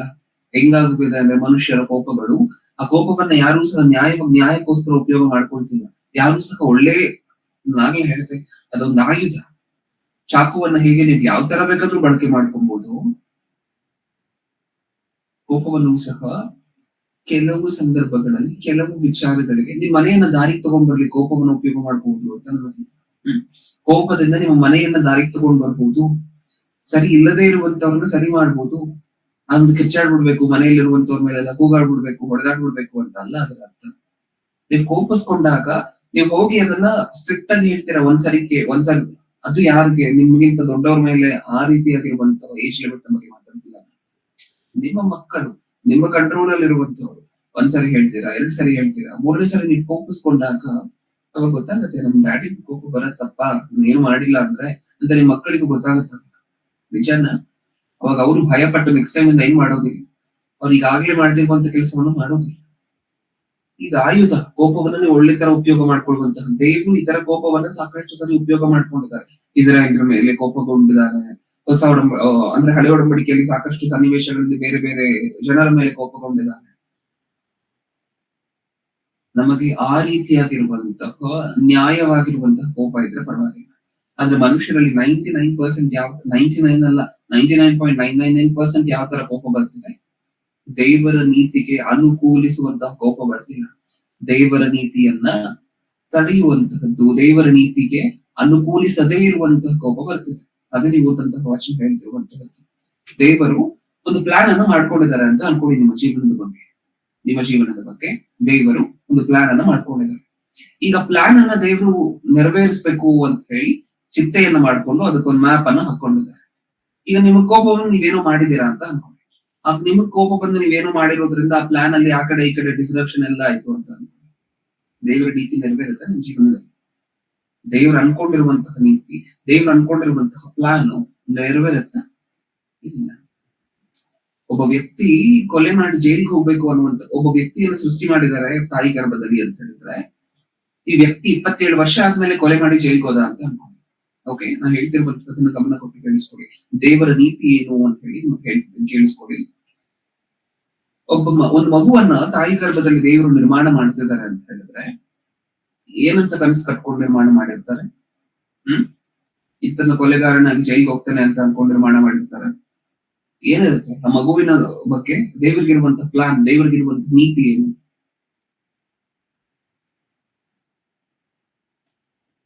ಆ ಮಗು ಒಳ್ಳೆ ರೀತಿಯಲ್ಲಿ ಬೆಳಿಬೇಕು, ನನ್ನ ನಾಮವನ್ನು ಪ್ರಖ್ಯಾತಿಗೆ ತರಬೇಕು, ಮನುಷ್ಯರ ದೃಷ್ಟಿಯಲ್ಲೂ ದೇವರ ದೃಷ್ಟಿಯಲ್ಲೂ ಉತ್ತಮನಾಗಿರ್ಬೇಕು. ಹಿಂಗೆ ಅಲ್ವಾ ಇರುವಂತಹದ್ದು ದೇವರ ಪ್ಲಾನ್. ಈತನು ಯಾಜಕನಾಗಬೇಕು ಮುಂದೆ ಒಂದು ದಿನ. ಇದು ದೇವರ ಪ್ಲಾನ್ ಆ ಮಗು ಬಗ್ಗೆ, ಇದು ದೇವರ ನೀತಿ ಆ ಮಗು ಬಗ್ಗೆ. ಈ ಮಗು ಬೆಳೀತಾ ಬೆಳೀತಾ ಬೆಳೀತಾ ತನ್ನ ಕೋಪವನ್ನು ತಡ್ಕೊಡ್ಲಿಕ್ಕಾಗದೆ ಒಂದು ದಿನ ಯಾರಿಗೂ ಚುಚ್ಕೊಂಡು ಜೈಲ್ಗೆ ಹೋಯ್ತು ಅಂತ ಅನ್ಕೊಂಡು. ಅವಾಗ ಏನಾಗಿಲ್ಲ, ಆ ಮಗು ದೊಡ್ಡದಾದ ನಂತರ ಆತನ ಕೋಪದಿಂದ, ಆ ಮಗುವಿನ ಕೋಪದಿಂದ, ಅಂದ್ರೆ ಮಗು ದೊಡ್ಡದಾದ ನಂತರ ಮಗುನೇ ಅಂತ ಕರಿತೀವಿ, ನಿಮ್ಗೆ ಅರ್ಥ ಆಗ್ಬೇಕು ಅಂತ ಹೇಳಿ. ಆ ಮಗುವಿನ ಕೋಪದಿಂದ ದೇವರ ನೀತಿ, ದೇವರ ಅನ್ಕೊಂಡಂತಹ ನೀತಿ, ದೇವರ ಮಗುವಿನ ಬಗ್ಗೆ ಮಾಡ್ಕೊಂಡಂತಹ ಪ್ಲಾನು ನೆರವೇರಿಲ್ಲ. ಅದೇ ಈಗ ನಾವು ಓದಂತಹ ವಚನದ ಅರ್ಥ. ಇನ್ನೊಂದ್ಸರಿ ಓದೋಣ. ಮನುಷ್ಯನ ಕೋಪವು ದೇವರಿಗೆ ಮೆಚ್ಚುಗೆಯಾಗಿರುವ ನೀತಿಗೆ ಅನುಕೂಲವಾಗುವುದಿಲ್ಲ. ಮನುಷ್ಯನ ಕೋಪವು ದೇವರಿಗೆ ಮೆಚ್ಚುಗೆಯಾಗಿರುವ ನೀತಿಗೆ ಅನುಕೂಲವಾಗುವುದಿಲ್ಲ. ಅನುಕೂಲ ಆಗ್ತಿಲ್ಲ. ದೇವರ ನೀತಿಗೆ ಸಪೋರ್ಟ್ ಮಾಡುವಂತೆ ಇಲ್ಲ ಮನುಷ್ಯನ ಕೋಪ, ಅದಕ್ಕೆ ವಿರುದ್ಧವಾಗಿದೆ. ದೇವರ ಪ್ಲಾನ್ ಗಳನ್ನೆಲ್ಲ ಕಟ್ ಆಫ್ ಮಾಡಿ ಆ ತರ ದೇವರೇನೋ ಅನ್ಕೊಂಡಿರ್ತಾರೆ, ನಿಮ್ಗೆ ಎಲ್ಲೋ ತಗೊಂಡೋಗಿ ಇಡ್ಬೇಕು ಅಂತ ಅನ್ಕೊಂಡಿರ್ತಾರೆ. ಎಲ್ಲೋ ತಗೊಂಡೋಗಿ ಅಂದ್ರೆ ಎಲ್ಲೆಲ್ಲೋ ಶ್ರೀಮಂತರಾಗಿ ಅದು ಇದು ಅಂತೆಲ್ಲ ಅನ್ಕೋಬೇಡಿ. ಎಲ್ಲೋ ಉತ್ತಮವಾಗಿ ತನ್ನ ಕೆಲಸದಲ್ಲಿ ತಗೊಂಡೋಗಿ ಇಡ್ಬೇಕು ಅಂತ ಅನ್ಕೊಂಡಿರ್ತಾರೆ. ನೀವು ಸಹಕರಿಸ್ತಿಲ್ಲ. ಸಹಕರಿಸಿದ್ರೆ ನಿಮ್ಮ ಕೋಪನೇ ಅಡ್ಡ ಬರ್ತದೆ. ಎಲ್ರ ಮೇಲೂ ರೇಗಾಡಿ ದೂರ ಆಗ್ತಿದೆ. ನಿಮ್ಮ ಸುತ್ತ ಇರುವಂತಹ ಆತ್ಮಕ್ಕೆ ಸಂಬಂಧಪಟ್ಟಿರುವಂತಹ ಸಹೋದರರೆಲ್ಲ ಕಳ್ಕೊಳ್ತಿದ್ದಾರೆ. ಯಾರು ತಪ್ಪು? ನಮ್ ತಪ್ಪು. ದೇವರು ನಿಮ್ಮನ್ನ ಉತ್ತಮವಾಗಿ ಬೆಳೆಸ್ಬೇಕು ತನ್ನ ಸೇವೆಯಲ್ಲಿ ಅಂತ ಅನ್ಕೊಂಡ್ರು. ಆದ್ರೆ ನೀವು ಸಿಕ್ಕಿರುವಂತವ್ರ ಜೊತೆ ಎಲ್ಲ ಜಗಳ ಮಾಡ್ಕೊಂಡು, ಸಿಕ್ಕಿರುವಂತವ್ರ ಮೇಲೆಲ್ಲ ಕೋಪ ಮಾಡ್ಕೊಂಡು, ದೂರ ಮಾಡ್ಕೊಂಡು, ಎಲ್ಲಿ ನೆರವೇರ್ತದೆ ದೇವ್ರು ಅನ್ಕೊಂಡಿರುವಂತಹ ಪ್ಲಾನ್? ಎಲ್ಲಿ ನೆರವೇರ್ತದೆ? ನಿಮ್ಮ ಬಗ್ಗೆ ದೇವ್ರು ಕನಸು ಕಟ್ಕೊಂಡಂತಹ ನೀತಿ ಅದು ಎಲ್ಲಿ ನೆರವೇರ್ತದೆ? ಇಲ್ಲ ಅಲ್ವಾ? ಇನ್ನೂ ಏನೇನಾಗುತ್ತೆ ಕೋಪದಿಂದ? ಆದಿಕಾಂಡ, ನ್ಯಾಯವಲ್ಲದೆ ಇರುವಂತಹ ಕೋಪಗಳನ್ನ ಒಂದಷ್ಟು ನೋಡೋಣ. ಆದಿಕಾಂಡ 4ನೇ ಅಧ್ಯಾಯ, ಆದಿಕಾಂಡ 4ನೇ ಅಧ್ಯಾಯ 5ನೇ ವಚನ. ಯೆಹೋವನು ಹೇಬೆಲನನ್ನು ಅವನ ಕಾಣಿಕೆಯನ್ನು ಮೆಚ್ಚಿ ಕಾಯಿನನನ್ನು ಅವನ ಕಾಣಿಕೆಯನ್ನು ಮೆಚ್ಚಲಿಲ್ಲ. ಇದರಿಂದ ಕಾಯಿನನು ಬಹು ಕೋಪಗೊಂಡನು, ಅವನ ಮುಖವು ಕಳೆಗೊಂಡಿತು. ಹೌದಲ್ವಾ? ಇಲ್ಲಿ ಏನಕ್ಕೋಸ್ಕರ ಬಂದಂದ್ರೆ ಕಾಯಿನನಿಗೆ ಕೋಪ, ಯೆಹೋವನು ಹೇಬೇಲನನ್ನು ಅವನ ಕಾಣಿಕೆಯನ್ನು ಮೆಚ್ಚಿ ಕಾಯಿನನನ್ನು ಅವನ ಕಾಣಿಕೆಯನ್ನು ಮೆಚ್ಚಲಿಲ್ಲ. ಇದರಿಂದ ಕಾಯಿನನು ಬಹು ಕೋಪಗೊಂಡನು. ಇವಾಗ ನೀವ್ ಹೇಳಿ, ಕಾಯಿನನ ಕೋಪ ನ್ಯಾಯವಾಗಿರುವಂತಹದ್ದ ಅನ್ಯಾಯವಾಗಿರುವಂತಹದ್ದ?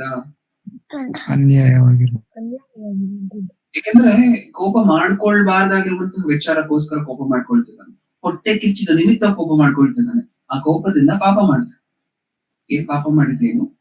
ಸ್ವಂತ ತಮ್ಮನನ್ನ ಕೊಂದ. ನಿಜನ ಕೋಪ ಏನ್ ಮಾಡಿಸ್ತು? ಪಾಪ ಮಾಡಿಸ್ತು. ಅನ್ಯಾಯವಾಗಿರುವಂತ ಕೋಪ ಏನ್ ಮಾಡಿಸುತ್ತೆ?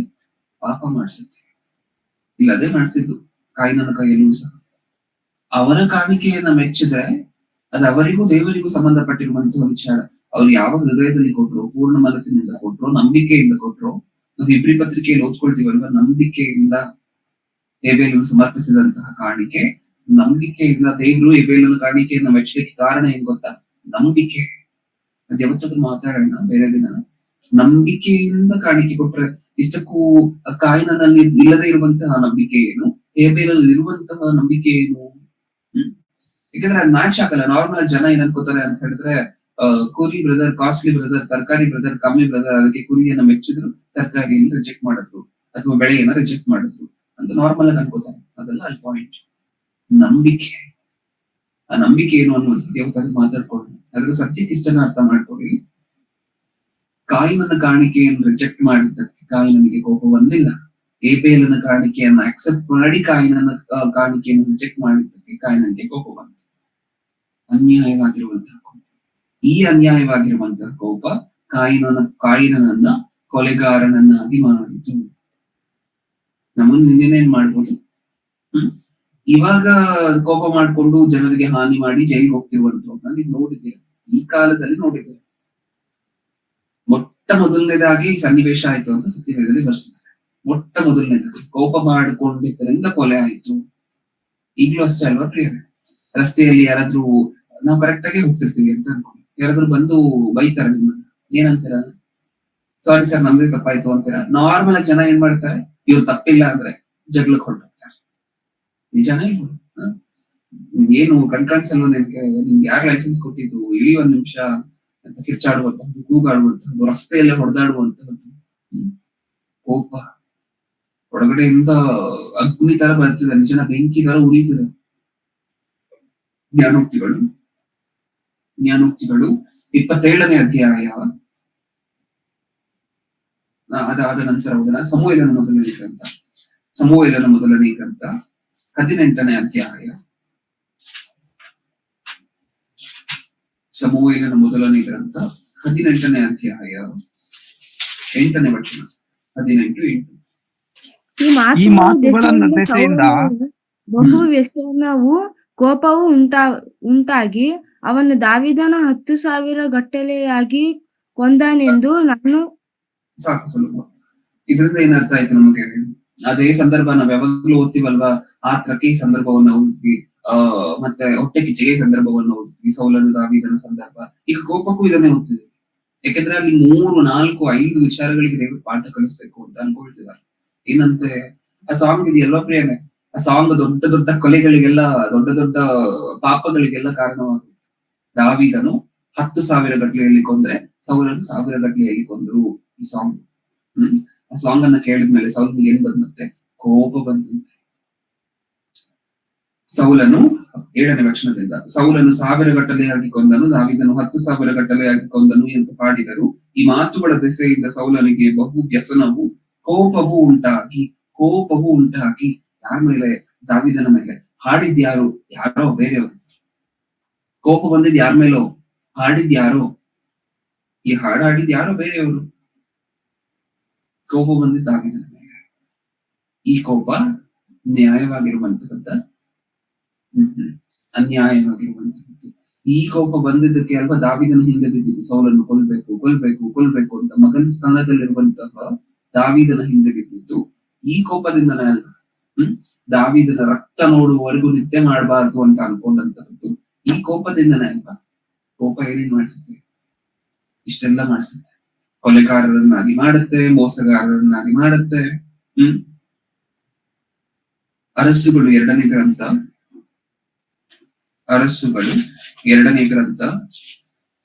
5ನೇ ಅಧ್ಯಾಯ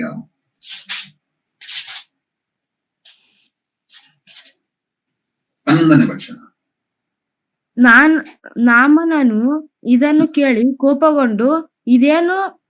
ಅವನು ಹೇಗೂ ಹೊರಗೆ ಬಂದು ನಿಂತು ತನ್ನ ದೇವರಾದ ಯೆಹೋವನ ಹೆಸರು ಹೇಳಿ ಕುಷ್ಠದ ಮೇಲೆ ಕೈಯಾಡಿಸಿ ವಾಸಿ ಮಾಡುವನೆಂದು ನೆನೆಸಿದೆನು. ಈ ಸಿಚುವೇಶನ್ ಏನು ಅಂತ ಹೇಳಿದ್ರೆ ಪ್ರಿಯರೇ, ನಮಗ್ ಗೊತ್ತಲ್ವಾ ಎಲೀಷನು ನಾಮಾನನ್ನು ಸ್ವಸ್ಥ ಮಾಡಿದಂತಹದ್ದು.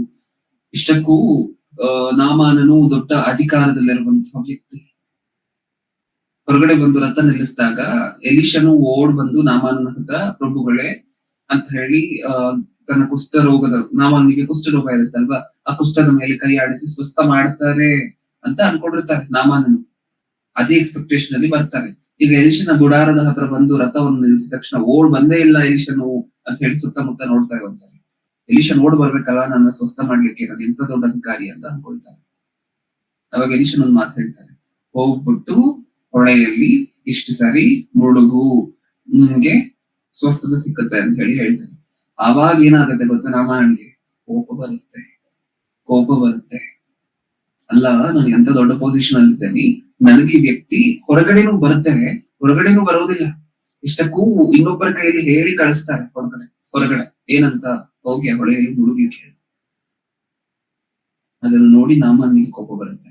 ನನ್ನಂತ ದೊಡ್ಡ ಹಂತದಲ್ಲಿರುವಂತಹ ವ್ಯಕ್ತಿಗೆ ಹೊರಗಡೆನೂ ಸಹ ಬಂದು ಮಾತಾಡಿಸದೆ ಹೋಗಿ ಮುಳುಗುವಂತದನ್ನಲ್ವಾ, ಇದು ನ್ಯಾಯನ ಅಂತ ಕೋಪ ಬರುತ್ತೆ. ಆದ್ರೆ ಈ ಕೋಪನೂ ಅನ್ಯಾಯವಾಗಿರುವಂತಹದ್ದು, ನಿಜನ? ಹೌದು. ನೀನ್ ದೊಡ್ಡವನಾಗಿರು, ಅದು ನಿನ್ನ ರಾಜ್ಯದಲ್ಲಿ ನೀನ್ ದೊಡ್ಡವನು, ನಿನ್ನ ರಾಜ್ಯದಲ್ಲಿ ನೀನ್ ಅಧಿಕಾರಿ. ಆದ್ರೆ ಎಲೀಷನು ದೇವರ ಪಕ್ಷದಲ್ಲಿರುವಂತಹ ಸೇವಕರು, ನಿಜನ? ಹೌದಾ? ಅನ್ಯಾಯವಾಗಿರುವಂತಹ ಕೋಪ ಅಲ್ವಾ? ಯಾರು ನನಗ್ ಮರ್ಯಾದೆ ಕೊಡ್ತಿಲ್ಲ ಅಂತ ನಾನು ಕೋಪ ಮಾಡ್ಕೊಂಡ್ರೆ ಹೇಗೆ? ಯಾರು ನಿಮಗ್ ಮರ್ಯಾದೆ ಕೊಡ್ತಿಲ್ಲ ಅಂತ ನೀವ್ ಕೋಪ ಮಾಡ್ಕೊಂಡ್ರೆ ಹೇಗೆ? ಹೌದಾ? ಟಿವಿ ಯೋಚನೆ ಮಾಡಿ ನೋಡಿ. ಇನ್ ಮುಂದೆ ಯಾವಾಗ್ಲಾದ್ರೂ ಹಿಂಗ ಅನ್ಸಿದ್ರೆ, ಇವ್ ನನ್ ಮರ್ಯಾದನೆ ಕೊಡ್ತಿಲ್ಲ ಅಲ್ವಾ, ನನ್ನ ಗುರುತಿಸ್ತಾನೆ ಇಲ್ಲ ಅಲ್ವಾ, ಈ ತರ ಯಾವತ್ತು ಕೋಪ ಬರಬಾರ್ದು. ಬೇರೆ ನಾಮನಿಗೂ ಅದಕ್ಕೋಸ್ಕರನೇ ಕೋಪ ಬರ್ತದೆ. ನಮ್ಗೆ ಯಾರೋ ಚೇರ್ ಹಾಕಿಲ್ಲ ಅಂತಾನೋ, ನಮ್ಗೆ ಯಾರೋ ನಮಗ್ ಜಾಸ್ತಿ ಏಜ್ ಆಗಿತ್ತು ಅಂತ ಅನ್ಕೊಳ್ಳಿ, ಅವ್ನ್ ನನಗಿಂತ ಕಮ್ಮಿ ಏಜ್ ಆಗಿದ್ರು ಎದ್ದೇಳೇ ಇಲ್ಲ ಬಂದಾಗ ಚೇರಿಂದಾನೋ ಅಂತಾನೋ, ಇನ್ನೊಂದು ವಿಚಾರಕ್ಕಂತಾನೋ, ಈ ವಿಚಾರದಲ್ಲಿ ಕೋಪ ಬರಬಾರ್ದು.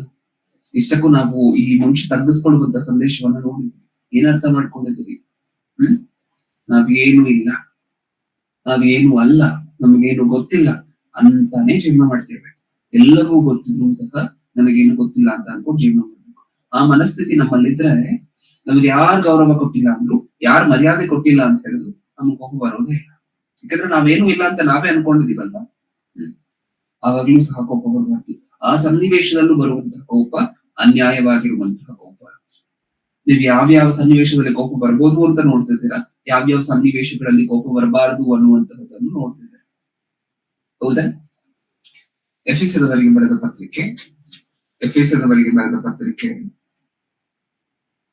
4ನೇ ಅಧ್ಯಾಯ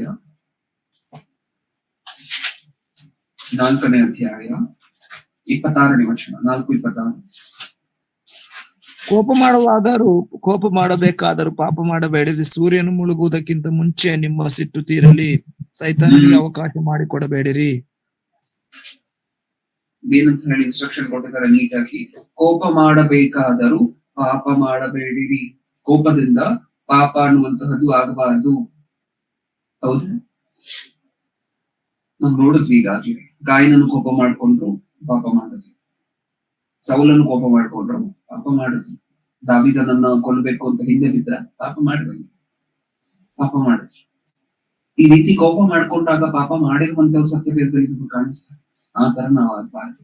ಒಂದು ವೇಳೆ ಆ ರೀತಿಯಾಗಿರುವಂತಹ ಅನ್ಯಾಯವಾಗಿರುವಂತಹ ಕೋಪ ನಮ್ಮಲ್ಲಿ ಬರಬಾರದು. ಬಂದ್ರು ನಿಮ್ಮ ಮನಸ್ಸನ್ನ ನೀವೇ ಅಣಗಿಸ್ಕೋಬೇಕು. ನಿಶ್ಚಿತ ನಿಮಗೆ ಬಂದಿರುವಂತಹ ಕೋಪ ಸರಿಯಾಗಿರುವಂತಹದ್ದಲ್ಲ, ನನಗೆ ಬಂದಿರುವಂತಹ ಕೋಪ ನ್ಯಾಯವಾಗಿರುವಂತಹದ್ದಲ್ಲ, ನೀವ್ ಮಾಡ್ತಿರುವಂತಹ ತಪ್ಪು ಅಂತ ನಿಮ್ಮ ಮನಸ್ಸನ್ನ ನೀವೇ ಎಚ್ಚರಿಸ್ಕೋಬೇಕು. ನಿಮ್ ಮನಸ್ಸಲ್ಲಿ ನೆಲೆಗೊಂಡು ಟೆಂಟ್ ಹಾಕೊಂಡು ಕೂತಿದ್ಯಲ್ವಾ ಕೋಪ, ಅದನ್ನ ತಂದು ಹೊರಗಡೆ ಹಾಕ್ಬೇಕು. ಒಂದ್ ವೇಳೆ ಟೆಂಟ್ ಹಾಕೊಂಡಿರ್ಲಿ ಬಿಟ್ರಿ ಅಂತ ಅನ್ಕೊಳ್ಳಿ, ಸೈತಾನನಿಗೆ ನೀವು ಅವಕಾಶ ಕೊಟ್ಟಂಗೆ ಮಾಡಿಸ್ತಾನೆ, ಏನ್ ಬೇಕಾದ್ರೂ ಮಾಡಿಸ್ತಾನೆ. ಅನ್ಯಾಯ ಮಾಡಿಸ್ತಾನೆ ನಿಮ್ಮ ಕೈಯಲ್ಲಿ, ಇನ್ನೊಬ್ಬರಿಗೆ ನಿಮ್ಮ ಕೈಯಿಂದ ಅನ್ಯಾಯ ಮಾಡಿಸ್ತಾನೆ, ಇನ್ನೊಬ್ಬರಿಗೆ ನಿಮ್ಮ ಕೈಯಿಂದ ಹಾನಿ ಮಾಡಿಸ್ತಾನೆ. ಬೇಕಾದಿಲ್ಲ, ಬೇಡ ಅಲ್ಲ. ಅದಕ್ಕೋಸ್ಕರ ಕೋಪ ಮಾಡ್ಕೊಂಡ್ರೂ ಸಹ ಪಾಪ ಮಾಡಬಾರ್ದು. ಬೇಗ ಹೋಗಿ ಆ ಸಹೋದರನ ಜೊತೆ ಕಾಂಪ್ರಮೈಸ್ ಆಗ್ಬೇಕು, ಸಾರಿ ಕೇಳಿ ಮಾತಾಡ್ಲಿಕ್ಕೆ ಶುರು ಮಾಡ್ಬೇಕು. ಯಾಕೆಂದ್ರೆ ಆ ಕೋಪವನ್ನ ಹಾಗೆ ಎದಿಯಕ್ ಬಿಟ್ರೆ ಅದು ದೂರ ದೂರ ದೂರ ದೂರ ಆಗಿ ನಿಮ್ಮ ಮನಸ್ಸುಗಳು ದ್ವೇಷ ಬೆಳಿಲಿಕ್ಕೆ ಶುರು ಆಗುತ್ತೆ. ಕೋಪದ ನೆಕ್ಸ್ಟ್ ಸ್ಟೇಜ್ ಏನು? ದ್ವೇಷ. ಅದು ಬೇಡ ಅಲ್ವಾ? ನಾವ್ ಯಾರ ಮೇಲೂ ದ್ವೇಷ ಕಟ್ಕೋಬಾರ್ದಲ್ವಾ? ಕಟ್ಕೋಬಾರ್ದು ಅಂದ್ರೆ ಶುರು ಆಗಿರುವಂತಹ ಕೋಪ, ಉತ್ಪತ್ತಿ ಆಗಿರುವಂತಹ ಕೋಪ ಮೊಟ್ಟ ಮೊದಲನೇದ ತಣ್ಣಗಾಗ್ಬೇಕು. ಈ ಸಂದೇಶ ಕೇಳ್ಬೇಕಾದ್ರೆ ನಿಮಗೂ ಸಹ ಯಾರ ಮೇಲೆ ಆದ್ರೂ ಕೋಪ ಇದ್ರೆ, ಹೊರಗಿನವರ ಮೇಲೆ ಕೋಪ ಇದ್ರೆ ದಯವಿಟ್ಟು ಹೋಗಿ ಪ್ರಪ್ರಥಮವಾಗಿ ಆ ಕೋಪವನ್ನು ಶಮನ ಮಾಡ್ಕೊಳ್ಳಿ, ಆರಿಸ್ಕೊಳ್ಳಿ. ಯಾಕೆಂದ್ರೆ ಇನ್ನೂ ಸಹ ಈಗಾಗ್ಲೇ ಯಾವತ್ತೋ ಆರಿಸ್ಕೋಬೇಕಿತ್ತು. ಪ್ರಪಂಚದಲ್ಲಿ ಒಬ್ಬ ಮನುಷ್ಯನ ಮೇಲೂ ಕೋಪ ಇರಬಾರ್ದು. ನಿಮಗೆ, ನಮಗೆ, ಕ್ರೈಸ್ತರಿಗೆ ಪ್ರಪಂಚದಲ್ಲಿ ಒಬ್ಬರ ಮೇಲೂ ಸಹ ಕೋಪ ಇರಬಾರ್ದು. ಯಾವತ್ತೂ ಸಹ ಏನಾದ್ರೂ ಅಂದಿರ್ತೀರ ಕೋಪಿಸ್ಕೊಂಡು ಯಾರನ್ನು, ಇಮಿಡಿಯೇಟ್ ಆಗಿ ಶಮನ ಮಾಡ್ಕೊಂಡಿರ್ಬೇಕು ಕೋಪವನ್ನು. ಈಗಾಗ್ಲೇ ಮಾಡ್ಕೊಂಡಿದ್ರೆ ಸಂತೋಷ, ಇಲ್ಲ ಅಂತ ಹೇಳಿದ್ರೆ ಪ್ರಪ್ರಥಮವಾಗಿ ಈ ಸಂದೇಶಕ್ಕೆ ಬೆಲೆ ಬರುವಂತಹದ್ದು ಅವಾಗಲೇ. ನೀವು ಹೋಗಿ ಅವ್ರ ಜೊತೆ ಮಾತಾಡಿ ಶಮನ ಮಾಡ್ಕೋಬೇಕು, ಅದನ್ನೆಲ್ಲ ನಿಲ್ಲಿಸ್ಕೋಬೇಕು, ಅದು ಮುಂದುವರಿಬಾರದು. ಹೌದಾ? ನೆಕ್ಸ್ಟ್, ಗಲಾತ್ಯದವರಿಗೆ ಬರೆದ ಪತ್ರಿಕೆ 5ನೇ ಅಧ್ಯಾಯ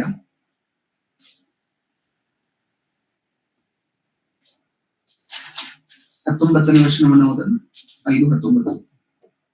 ಶರೀರ ಭಾವ ಕರ್ಮಗಳು ಪ್ರಸಿದ್ಧವಾಗಿಯೇ ಅವು ಯಾವೆಂದರೆ ಜಾರತ್ವ, ಬಂಡುತನ, ನಾಚಿಕೆಗೇಡಿತನ, ವಿಗ್ರಹಾರಾಧನೆ, ಮಾಟ, ಹಗೆತನ, ಜಗಳ, ಹೊಟ್ಟೆಕಿಚ್ಚು, ಸಿಟ್ಟು, ಕಕ್ಷಭೇದ, ಭಿನ್ನಮತ, ಮತ್ಸರ, ಕುಡಿಕತನ, ದಂಧೌತಣ ಇಂಥವುಗಳೇ. ಇವುಗಳ ವಿಷಯದಲ್ಲಿ ಇಂಥ ಕಾರ್ಯಗಳನ್ನು ನಡೆಸುವವರು ದೇವರ ರಾಜ್ಯಕ್ಕೆ ಬಾಧ್ಯರಾಗುವುದಿಲ್ಲವೆಂದು ನಾನು ಹಿಂದೆ ಹೇಳಿದಂತೆ ಈಗಲೂ ನಿಮ್ಮನ್ನು ಎಚ್ಚರಿಸುತ್ತೇನೆ. ಸಿಟ್ಟು ಅನ್ನುವಂತಹ ಪದವನ್ನು ಓದಿದ್ವಲ್ವಾ? ಶರೀರ ಭಾವದ ಕರ್ಮಗಳು ಪ್ರಸಿದ್ಧವಾಗಿಯೇ ಯಾವ್ಯಾವೆಂದರೆ ಜಾರತ್ವ, ಬಂಡುತನ, ನಾಚಿಕೆಗೇಡಿತನ, ವಿಗ್ರಹಾರಾಧನೆ, ಮಾಟ, ಹಗೆತನ, ಜಗಳ, ಹೊಟ್ಟೆಕಿಚ್ಚು, ಸಿಟ್ಟು. ಸಿಟ್ಟು ಅಂದ್ರೆ ಕೋಪನೇನ? ಕೋಪಿಷ್ಟರು ಪರಲೋಕಕ್ಕೆ ಬಾಧ್ಯರಲ್ಲ. ಕೋಪ ಆವಾಗ ಬರುವಂತ ಕೋಪಿಷ್ಟರಲ್ಲ. ಕೋಪ ಯಾವಾಗ್ಲೋ ಒಂದ್ಸರಿ ಒಳ್ಳೆ ಕೆಲಸದ ನಿಮಿತ್ತ, ಸರಿ ಮಾಡ್ಕೊಳ್ಳುವಂತಹ ಕೆಲಸದ ನಿಮಿತ್ತ, ರಕ್ಷಣೆಯ ಕೆಲಸದ ನಿಮಿತ್ತ, ನಿಮ್ಮ ಕುಟುಂಬವನ್ನ, ನಿಮ್ಮ ಪರಿವಾರವನ್ನು ರಕ್ಷಣೆ ಮಾಡಿಕೊಳ್ಳುವುದರ ನಿಮಿತ್ತ ಬರುವಂತಹ ಕೋಪದ ಬಗ್ಗೆ ಅಲ್ಲ. ಆ ಕೋಪದ ಬಗ್ಗೆ ಅಲ್ಲ. ಯಾವಾಗ್ಲೂ ಕೋಪ ಮಾಡ್ಕೊಳ್ಳುವಂತ ಕೋಪಿಷ್ಟರು, ಕೋಪ ಸಾಧಾರಣವಾಗಿ ಸರ್ವೇ ಸಾಮಾನ್ಯವಾಗಿ ಗುಣವಾಗಿ ಬೆಳೆದಿರುವಂತ ಕೋಪಿಷ್ಟರು ಪರಲೋಕಕ್ಕೆ ಬಾಧ್ಯರು ಅಲ್ಲ. ನಿಮ್ಗೆ ಗೊತ್ತಾಗಿದೆ ಈಗ ಅನ್ಯಾಯವಾಗಿ ಕೋಪ ಮಾಡ್ಕೊಳ್ಳುವಂತ ಸನ್ನಿವೇಶಗಳು ಯಾವುದು, ನ್ಯಾಯವಾಗಿ ಕೋಪ ಮಾಡ್ಕೊಳ್ಳುವಂತ ಸನ್ನಿವೇಶಗಳು ಯಾವುದು ಅಂತ ಹೇಳಿ ನಿಮ್ಗೆ ಗೊತ್ತಾಗುತ್ತೆ.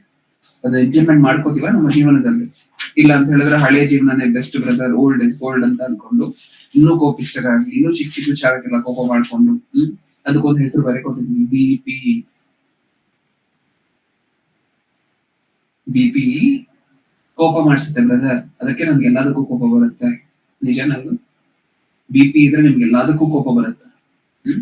ನಿಮ್ಗೆ ಎಲ್ಲದಕ್ಕೂ ಕೋಪ ಬಂದ್ರೆ ಆ ಕೋಪವನ್ನ ಪ್ರದರ್ಶಿಸ್ಬೋದ?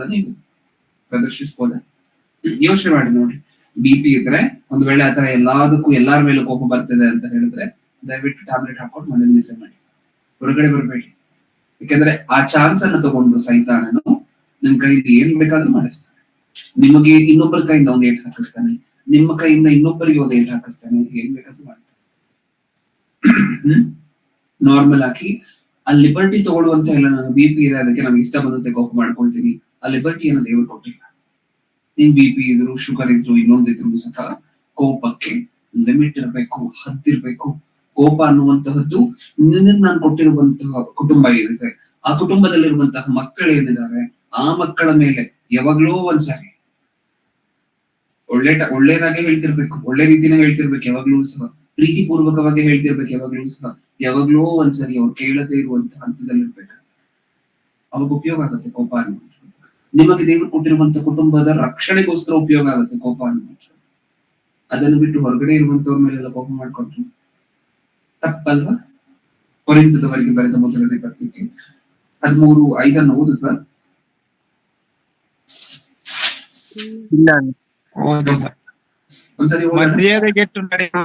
ಮರ್ಯಾದೆಗೆಟ್ಟು ನಡೆಯುವುದಿಲ್ಲ, ಸ್ವಪ್ರಯೋಜನವನ್ನು ಚಿಂತಿಸುವುದಿಲ್ಲ, ಸಿಟ್ಟುಕೊಳ್ಳುವುದಿಲ್ಲ, ಅಪಕಾರವನ್ನು ಮನಸ್ಸಿನಲ್ಲಿ ಇಟ್ಟುಕೊಳ್ಳುವುದಿಲ್ಲ, ಅನ್ಯಾಯವನ್ನು ನೋಡಿ ಸಂತೋಷ ಪಡದೆ ಸತ್ಯಕ್ಕೆ ಜಯವಾಗಲಿ ಸಂತೋಷ ಪಡುತ್ತದೆ. ಪ್ರೀತಿ ಅನ್ನುವಂಥದ್ದಿದ್ರೆ ನಮ್ಮಲ್ಲಿ ಅದೇನ್ ಮಾಡೋದಿಲ್ವಂತೆ. ಇವಾಗ ನಾವು ಓದಿದ್ವಲ್ವಾ, ದಯ ತೋರಿಸುವುದು, ಹೊಟ್ಟೆ ಕಿಚ್ಚುಪಡುವುದಿಲ್ಲ, ಹೊಗಳಿಕೊಳ್ಳುವುದಿಲ್ಲ, ಒಪ್ಪಿಕೊಳ್ಳುವುದಿಲ್ಲ, ಮರ್ಯಾದೆಗೆಟ್ಟು ನಡೆಯುವುದಿಲ್ಲ, ಸ್ವಪ್ರಯೋಜನವನ್ನು ಚಿಂತಿಸುವುದಿಲ್ಲ, ಸಿಟ್ಟುಗೊಳ್ಳುವುದಿಲ್ಲ. ಸಿಟ್ಟು ಬರುವುದಿಲ್ಲ ಎಲ್ಲದಕ್ಕೂ, ಚಿಕ್ಕ ಚಿಕ್ಕ ವಿಚಾರಕ್ಕೆ, ಪುಟ್ಟ ವಿಚಾರಕ್ಕೆಲ್ಲ ಸಿಟ್ಟು ಬರುವುದಿಲ್ಲ. ಪ್ರೀತಿ ಅನ್ನುವಂತಹ ಗುಣ ನಮ್ಮಲ್ಲಿದ್ರೆ ಅದು ಇಲ್ಲದೆ ಇರ್ಬೇಕಾದ್ರೆ ಅಲ್ವಾ ಈ ಪ್ರಾಬ್ಲಮ್ಗಳೆಲ್ಲ ಬರುವಂತಹದ್ದು. ಅದು ಇಲ್ಲದೆ ಇರ್ಬೇಕಾದ್ರೆ ಅಲ್ವಾ ಸಿಟ್ಟು ಅನ್ನುವಂತಹ ನಮ್ಮ ಹೃದಯದಲ್ಲಿ ನೆಲೆ ಮಾಡ್ಕೊಂಡಿರುವಂತಹದ್ದು. ಪ್ರೀತಿ ಇಲ್ವೇನೋ ಎಲ್ಲಾ ವಿಚಾರಕ್ಕೂ ಕೆಲವರ ಮೇಲೆ ಸಿಟ್ಟು ಬರ್ತದೆ ಅಂತ ಹೇಳಿದ್ರೆ ಅವರ ಮೇಲೆ ನಮಗೆ ಪ್ರೀತಿ ಇಲ್ವೇನೋ? ಒಂದ್ಸರಿ ಯೋಚನೆ ಮಾಡಿ ನೋಡಿ. ಪ್ರತಿ ದಿನನೂ ಸಹ ಗಂಡ ಹೆಂಡತಿ ಮಧ್ಯೆ ಜಗಳ ನಡೀತಾನೇ ಇದೆ ಅಂತ ಅನ್ಕೊಳ್ಳಿ. ಜಗಳ ನಡೀತಾನೆ ಇರುತ್ತೆ. ಇವತ್ತ ನಾಳಿದ್ದ ಯಾವತ್ ನಿಲ್ಲುತ್ತಿದ್ದು? ಒಬ್ಬರ ಮೇಲೊಬ್ಬರಿಗೆ ಪ್ರೀತಿ ಇಲ್ವೇನೋ? ಅದಕ್ಕೆ ಮತ್ತೆ ಜಗಳ ಬರ್ತಿದ್ಯೇನೋ? ಯಾಕಂದ್ರೆ ಕೋಪ ಅನ್ನುವಂತಹದ್ದು ಈಗಾಗ್ಲೇ ನಾವು ಮಾತಾಡ್ಕೊಂಡ ಹಾಗೆ ಯಾವಾಗ್ಲೋ ಒಂದ್ಸರಿ ಬರುವಂತಹದ್ದು, ಅಪರೂಪಕ್ಕೆ ಬರುವಂತಹದ್ದು. ನಾನು ಈಗಾಗ್ಲೇ ಹೇಳಿದಿನಲ್ವಾ, ದೇವರು ದೀರ್ಘ ಶಾಂತನು. ಈ ರೆಫರೆನ್ಸ್ ನಮ್ಗೆ ಗೊತ್ತಲ್ವಾ? ದೇವರು ದೀರ್ಘ ಶಾಂತನು ಅಂದ್ರೆ ದೇವರಿಗೆ ಕೋಪ ಯಾವಾಗ ಬರುತ್ತೆ ಅಂತ ಅದರ ಅರ್ಥ. ದೇವರು ದೀರ್ಘ ಶಾಂತನು ಅಂದ್ರೆ ದೇವರಿಗೆ ಕೋಪ ಯಾವಾಗ ಬರುತ್ತೆ ಅಂತ ಅದರ ಅರ್ಥ.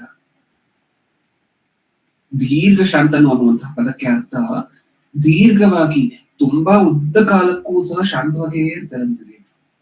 ತುಂಬಾ ಕಾಲದವರೆಗೂ ಶಾಂತವಾಗಿಯೇ ಇರ್ತಾರೆ, ವೇಟ್ ಮಾಡ್ತಾನೆ ಇರ್ತಾರೆ, ಕಾಯ್ತಾನೆ ಇರ್ತಾರೆ. ಇವತ್ ಸರಿ ಹೋಗ್ತಾರೆ, ನಾಳೆ ಸರಿ ಹೋಗ್ತಾರೆ, ನಾಳಿದ್ ಸರಿ ಹೋಗ್ತಾರೆ ಅಂತ ಕಾಯ್ತಾನೆ ಇರ್ತಾರೆ ಅಂತಿದೆ. ಅದು ದೀರ್ಘ ಶಾಂತನು ಅನ್ನುವಂತ ಪದಕ್ಕೆ ಅರ್ಥ. ದೀರ್ಘ ಶಾಂತನು ದೇವರು. ಆದ್ರೆ ಕೋಪ ಬಂದ್ರೆ ಕ್ಷಣ ಮಾತ್ರ ಇದ್ದು ಹೊರಟೋಗುತ್ತೆ, ಮತ್ತೆ ನಾರ್ಮಲ್ ಆಗೋಗ್ತಾ ಇದೆ.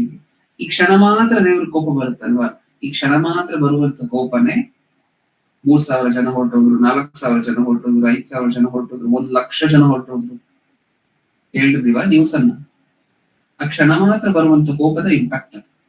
ಇನ್ನೇನಾದ್ರೂ ದೇವ್ರಿಗೆ 1 ಗಂಟೆ 2 ಗಂಟೆ 3 ಗಂಟೆ 1 ದಿನ 2 ದಿನ 1 ವರ್ಷ ಕೋಪ ಇತ್ತು ಅಂತ ಅನ್ಕೊಂಡು ಅದ್ರ ಪರಿಣಾಮವನ್ನು ಒಂದ್ಸರಿ ಯೋಚನೆ ಮಾಡಿ ನೋಡಿ. ಹೌದಾ? ಭೂಮಿಯ ಮೇಲೆ ಯಾರಾದ್ರೂ ಜೀವಂತವಾಗಿರ್ತಾರೆ, ಒಬ್ರು ಜೀವಂತವಾಗಿರ್ತಾರೆ, ದೇವ್ರು ಕಂಟಿನ್ಯೂಸ್ ಆಗಿ 1 hour ದೇವ್ರು ಕೋಪಿಸ್ಕೊಂಡ್ರು ಅಂತ ಅನ್ಕೊಳ್ಳಿ. ಒಬ್ರು ಜೀವಂತವಾಗಿರ್ತಾರೆ ಭೂಮಿ ಮೇಲೆ? ಅದಕ್ಕೆ ದೇವ್ರಿಗೆ ಬರುವಂತ ಕೋಪ ಕ್ಷಣ ಮಾತ್ರ. ಅದು ಯಾವಾಗ ಬರುತ್ತೆ?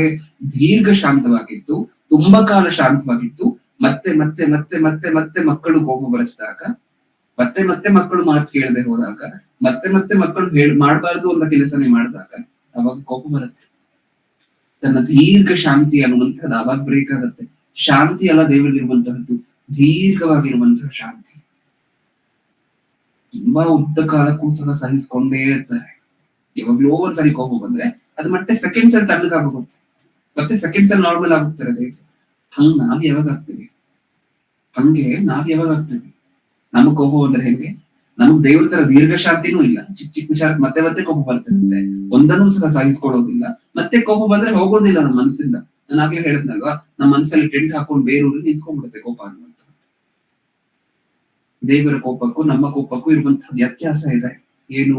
ದೇವರಿಗೆ ದೀರ್ಘ ಶಾಂತಿ ಇದೆ. ಕೋಪ ಮಾಡ್ಕೊಳ್ಳುವುದಕ್ಕಿಂತ ಮುಂಚೆ ದೇವರಿಗೆ ಸಾಕಷ್ಟು ದೊಡ್ಡ ಸಮಯ ಇದೆ. ಆ ಸಮಯ ಆದ್ಮೇಲೆ ಕೋಪ ಬರುತ್ತೆ. ಮನುಷ್ಯರಿಗೆ ಸಮಯನೇ ಇಲ್ಲ, ಸುಮ್ನೆ ಕೋಪ ಬರ್ತಾ ಇರುತ್ತೆ. ಅದಾದ ನಂತರ ಕೋಪ ಬಂದ್ರೆ ಸೆಕೆಂಡ್ಸ್ ಅಲ್ಲಿ ಕಮ್ಮಿ ಆಗುತ್ತೆ ದೇವರಿಗೆ. ನಮಗೆ ಕೋಪ ಬಂದ್ರೆ ವರ್ಷಗಟ್ಲೆ ಆದ್ರೂ ಸಹ ಅದು ಕರ್ಬೋದಿಲ್ಲ. ಯೋಚನೆ ಮಾಡೋಣ ಒಂದ್ಸರಿ. ದೇವ್ರಿಗೆ ಬರ್ತಿರುವಂತಹ ಕೋಪ, ನಮಗ್ ಬರ್ತಿರುವಂತಹ ಕೋಪ ಎರಡು ಒಂದೇ ಅಲ್ಲ. ದೇವ್ರಿಗೆ ಬರ್ತಿರುವಂತಹದ್ದು ನ್ಯಾಯವಾಗಿರುವಂತಹ ಕೋಪ, ಅದು ನ್ಯಾಯ. ಯಾಕಂದ್ರೆ ಭೂಮಿ ಮೇಲೆ ಇಷ್ಟೆಲ್ಲ ರಿಸೋರ್ಸಸ್ ಅನ್ನು ಕೊಟ್ಟು, ಇಷ್ಟೆಲ್ಲ ಸವಲತ್ತುಗಳನ್ನು ಕೊಟ್ಟು, ಇಷ್ಟೆಲ್ಲ ಸೌಲಭ್ಯಗಳನ್ನು ಕೊಟ್ಟು, ಆಹಾರ, ನೀರು, ಗಾಳಿ, ನಮಗ ಆಶ್ರಯ, ಪ್ರಕೃತಿ, ಇದನ್ನೆಲ್ಲ ಕೊಟ್ಟು ಇಷ್ಟು ಕೊಟ್ಟರೂ ಸಹ ನಾವು ಮತ್ತೆ ಮತ್ತೆ ಮತ್ತೆ ಮತ್ತೆ ದೇವ್ರು ಮಾಡಬಾರ್ದು ಒಂದು ಕೆಲಸವನ್ನು ಮಾಡ್ತಿದೀವಿ ಅಂತ ಹೇಳಿದ್ರೆ ದೇವ್ರು ಬರುವಂತ ಕೋಪ ನ್ಯಾಯವಾಗಿರುವಂತಹದ್ದು. ನಾವ್ ಏನ್ ಮಾಡಿದೀವಿ? ನಾವ್ ಇನ್ನೊಬ್ರ ಮೇಲೆ ಕೋಪಿಸ್ಕೊಳ್ತಿದ್ವಿ ಅಂತ ಹೇಳಿದ್ರೆ ಅವ್ರಿಗೋಸ್ಕರ ನಾವ್ ಏನ್ ಮಾಡಿದೀವಿ ಹೇಳಿ? ಏನು ಮಾಡಿಲ್ಲ. ಆ ತಾಳ್ಮೆ ಆದ್ರೂ ಇದೆಯಾ? ದೇವ್ರು ಎಷ್ಟು ದಿನಕ್ಕಾದ್ರೂ ಎಷ್ಟು ವರ್ಷಕ್ಕಾದ್ರೂ ಅಷ್ಟೇ ವರ್ಷ ನಾವು ಕಾಯ್ತಿದೀವ. ಅದಾದ್ಮೇಲೆ ಕೋಪ ಬರ್ತಿದೆ ದೇವರಿಗೆ. ನಮಗೇನಕ್ಕೋಸ್ಕರ ಸಡನ್ ಆಗಿ ಬರ್ತಿದೆ? ಕೀರ್ತನೆಗಳು 78ನೇ ಅಧ್ಯಾಯ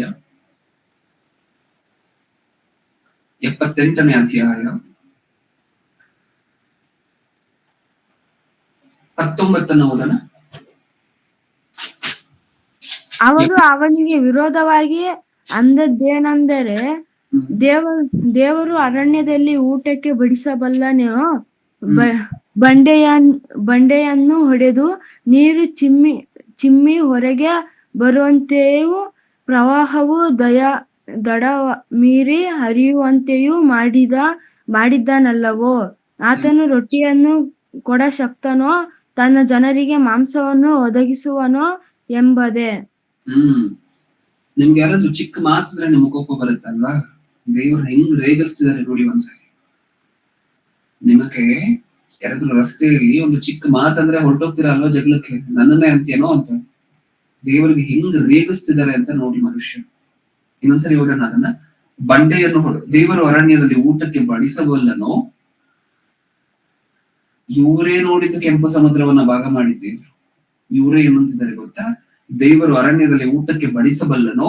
ಬಂಡೆಯನ್ನು ಹೊಡೆದು ನೀರು ಚಿಮ್ಮಿ ಹೊರಗೆ ಬರಮಾಡುವಂತೆಯೂ ಪ್ರವಾಹವು ದಡಮೀರಿ ಹರಿಯುವಂತೆಯೂ ಮಾಡಿದನಲ್ಲವೋ? ಆತನು ರೊಟ್ಟಿಯನ್ನು ಕೊಡಶಕ್ತನೋ? ತನ್ನ ಜನರಿಗೆ ಮಾಂಸವನ್ನು ಒದಗಿಸುವನೋ ಎಂಬಂತೆ. 21ನೇ ವಚನ. ಯೆಹೋವನು ಕೇಳಿ ರೋಷಗೊಂಡನು. ಅವರು ದೇವರಲ್ಲಿ ಭರವಸೆ ಬಿಡದೆಯೂ ಆತನ ರಕ್ಷಣೆಯನ್ನು ನಂಬದೆಯೂ ಹೋದುದರಿಂದ ಆತನಿಗೆ ಇಸ್ರಾಯೇಲ್ಯರ ಮೇಲೆ ಕೋಪ ಉಂಟಾಯಿತು. ಇವಾಗ ಬರ್ತದೆ ದೇವರಿಗೆ ಕೋಪ. ಇದು ನ್ಯಾಯವಾಗಿರುವಂತಹದ್ದಲ್ವಾ? ಯಾಕಂದ್ರೆ ಅದನ್ನೆಲ್ಲ ಇವರೇ ಅಲ್ವಾ ನೋಡಿದ್ದು. ಹಿಂದೆ ನಡೆದಂತ ಅಷ್ಟು ಅದ್ಭುತ ಕಾರ್ಯಗಳನ್ನು ಇವರೇ ಅಲ್ವಾ ನೋಡಿದ್ದು. ನೋಡಿರುವಂತಹ ಇವ್ರು ಮತ್ತೆ ಮತ್ತೆ ಮತ್ತೆ ಮತ್ತೆ ದೇವರನ್ನ ನಂಬ್ತಿಲ್ಲ, ಮತ್ತೆ ಮತ್ತೆ ರೇಗಿಸ್ತಿದ್ದಾರೆ, ಮತ್ತೆ ಮತ್ತೆ ಮತ್ತೆ ಇವ್ರ ಕೈಯಲ್ಲಿ ಆಗುತ್ತಾ ನಮ್ಮನ್ನು ಸೇರಿಸ್ಲಿಕ್ಕೆ ಅನ್ನುವಂತಹ ಡೌಟ್ ಗೊಣಗಾಡ್ತಿದಾರಂತೆ ಮೋಶೆ ಮೇಲೆ. ಗೊಣಗಾಟ. ಮೋಶೆ ಕಿವಿಯಿಂದ ಕೈ ಓಪನ್ ಮಾಡಿದ್ರೆ ಸಾಕು, ಏನ್ ಕೇಳಿಸ್ತಿದೆ ಗೊತ್ತಾ? ಗೊಣ ಗೊಣ ಗೊಣ ಗೊಣ ಅಂತ ಗೊಣಗಾಡ್ತಾನೆ ಇದಾರೆ ಹಿಂದೆ ಜನ. ಇದಾಗತ್ತಾ?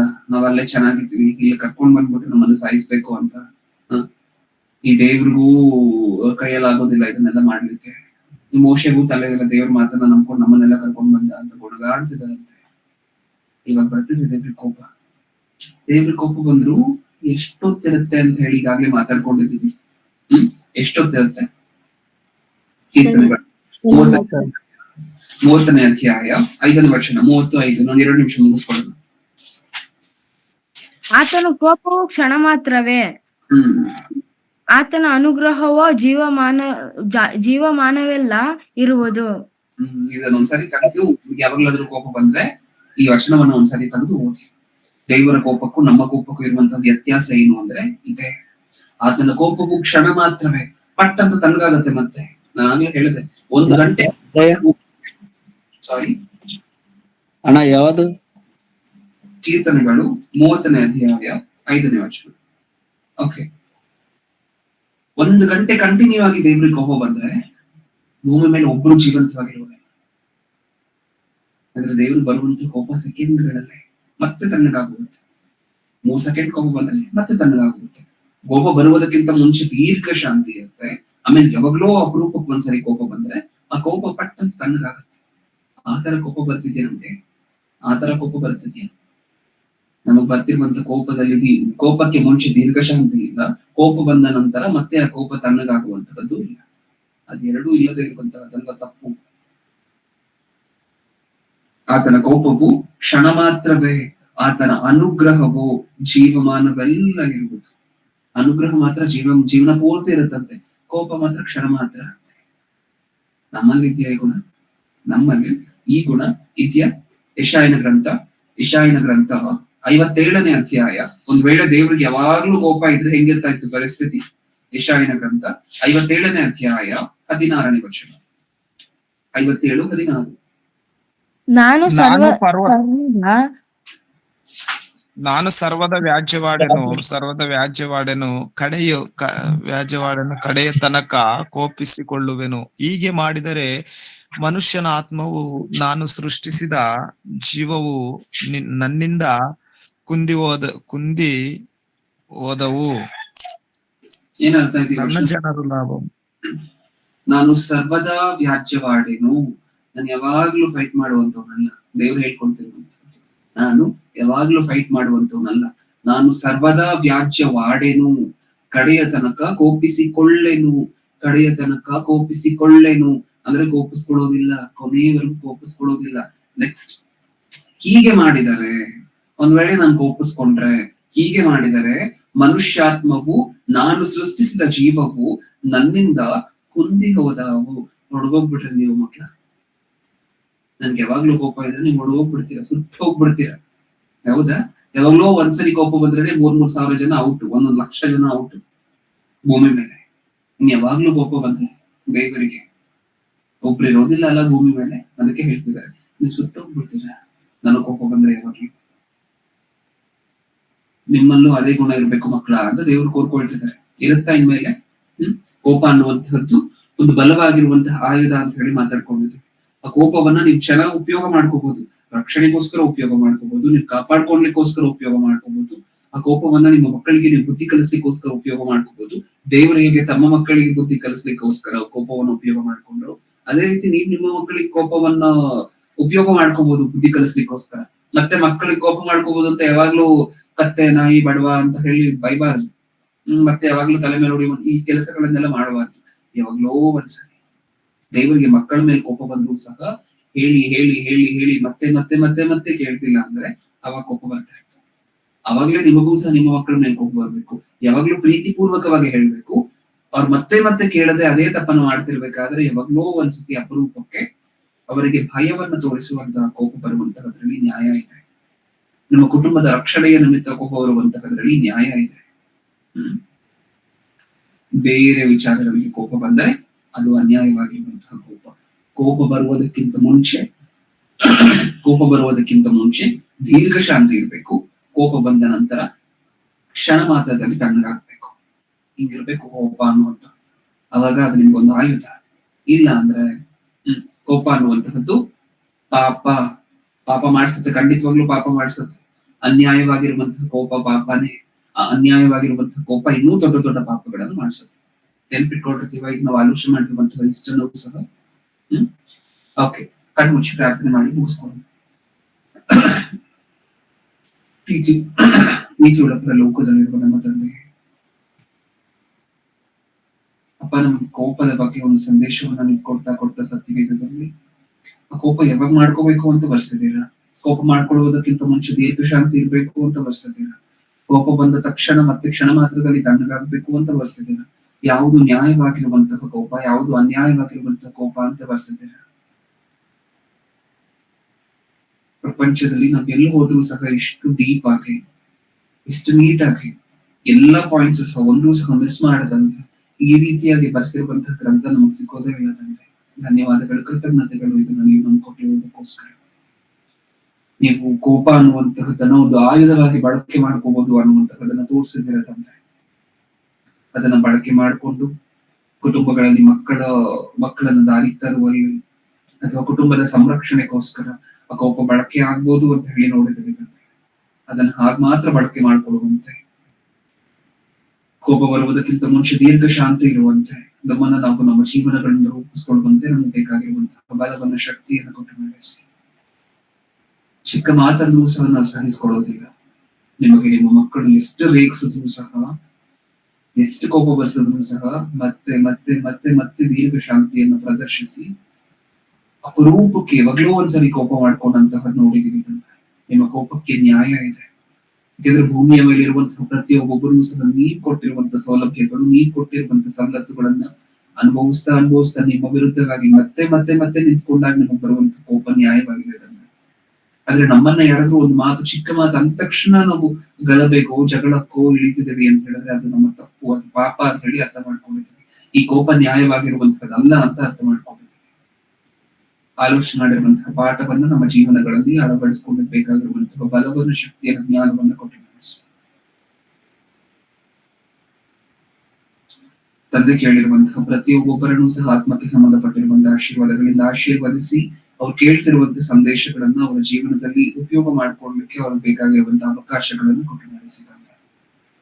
ಹಾಗೆ ನಮ್ಮನ್ನ ಸೇವೆಯಲ್ಲಿ ಮುಂದೆ ನಡೆಸ್ತಿರುವಂತಹ ನಮ್ಮನ್ನ ಆತ್ಮಕ್ಕೆ ಸಂಬಂಧಪಟ್ಟಿರುವಂತಹ ಜ್ಞಾನದಲ್ಲಿ ಮುಂದೆ ನಡೆಸ್ತಿರುವಂತಹ ರಾಮೋಹನವರು, ಅವರ ಆರೋಗ್ಯ, ಅವರ ಅವಶ್ಯಕತೆಗಳು, ಅನಿವಾರ್ಯತೆಗಳು ಪ್ರತಿಯೊಂದನ್ನು ಸಹ ನೀವು ನೆನಪು ಮಾಡ್ಕೊಳ್ತಿದ್ದೀರಾ. ನೀವು ಅದನ್ನ ತಕ್ಕ ಸಮಯದಲ್ಲಿ ಈಡೇರಿಸ್ತೀರಾ ಅನ್ನುವಂತಹದನ್ನು ನಾವು ನಂಬ್ತಾ, ಉಳಿದಂತಹ ಎಲ್ಲಾ ದೈವ ಸೇವಕರು, ಇಮಾನುವೇಲ್ ಅಂಕಲ್ ಆಗಿರ್ಬೋದು, ಅಜ್ಜಿ ಅಂಕಲ್ ಆಗಿರ್ಬೋದು, ಜ್ಞಾನರಾಜು ಅಂಕಲ್, ಜಾಯಲ್ ಅಣ್ಣ ಆಗಿರ್ಬೋದು, ಹಾಗೆ ನವೀನ್ ಅಣ್ಣ, ವಿಲ್ಸನ್ ಅಣ್ಣ, ಪ್ರತಿಯೊಬ್ಬೊಬ್ಬರ ಸೇವೆಯೂ ಸಹ ಅವರ ಆತ್ಮಕ್ಕೆ ಸಂಬಂಧಪಟ್ಟಿರುವಂತಹ ಬೆಳವಣಿಗೆಯೂ ಸಹ ನಿಮ್ಮ ಕರದಲ್ಲಿರ್ತಾ ನನ್ನ ಪ್ರಾರ್ಥನೆ ಯೇಸು ಕ್ರಿಸ್ತರ ನಾಮದಲ್ಲಿ ಸಮರ್ಪಿಸಿ ಬೇಡಿಕೊಳ್ಳುತ್ತಿದ್ದೇನೆ ಪರಲೋಕದಲ್ಲಿರುವ ನಮ್ಮ ತಂದೆ.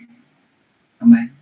ನಮ್ಮ ತಂದೆಯಾದ ದೇವರ ಪ್ರೀತಿ, ನಮ್ಮ ರಕ್ಷಕರು, ವಿಮೋಚಕರು, ಸ್ವತಃ ದೇವರು ಆಗಿರುವಂತಹ ಯೇಸು ಕ್ರಿಸ್ತರ ಕೃಪೆಯು, ಪರಿಶುದ್ಧಾತ್ಮ ದೇವರ ಅನ್ಯೋನ್ಯ ಸಹವಾಸ ಇಂದು ಎಂದು ಸದಾಕಾಲವೂ ನಮ್ಮೆಲ್ಲರೊಂದಿಗೂ ಇರಲಿ.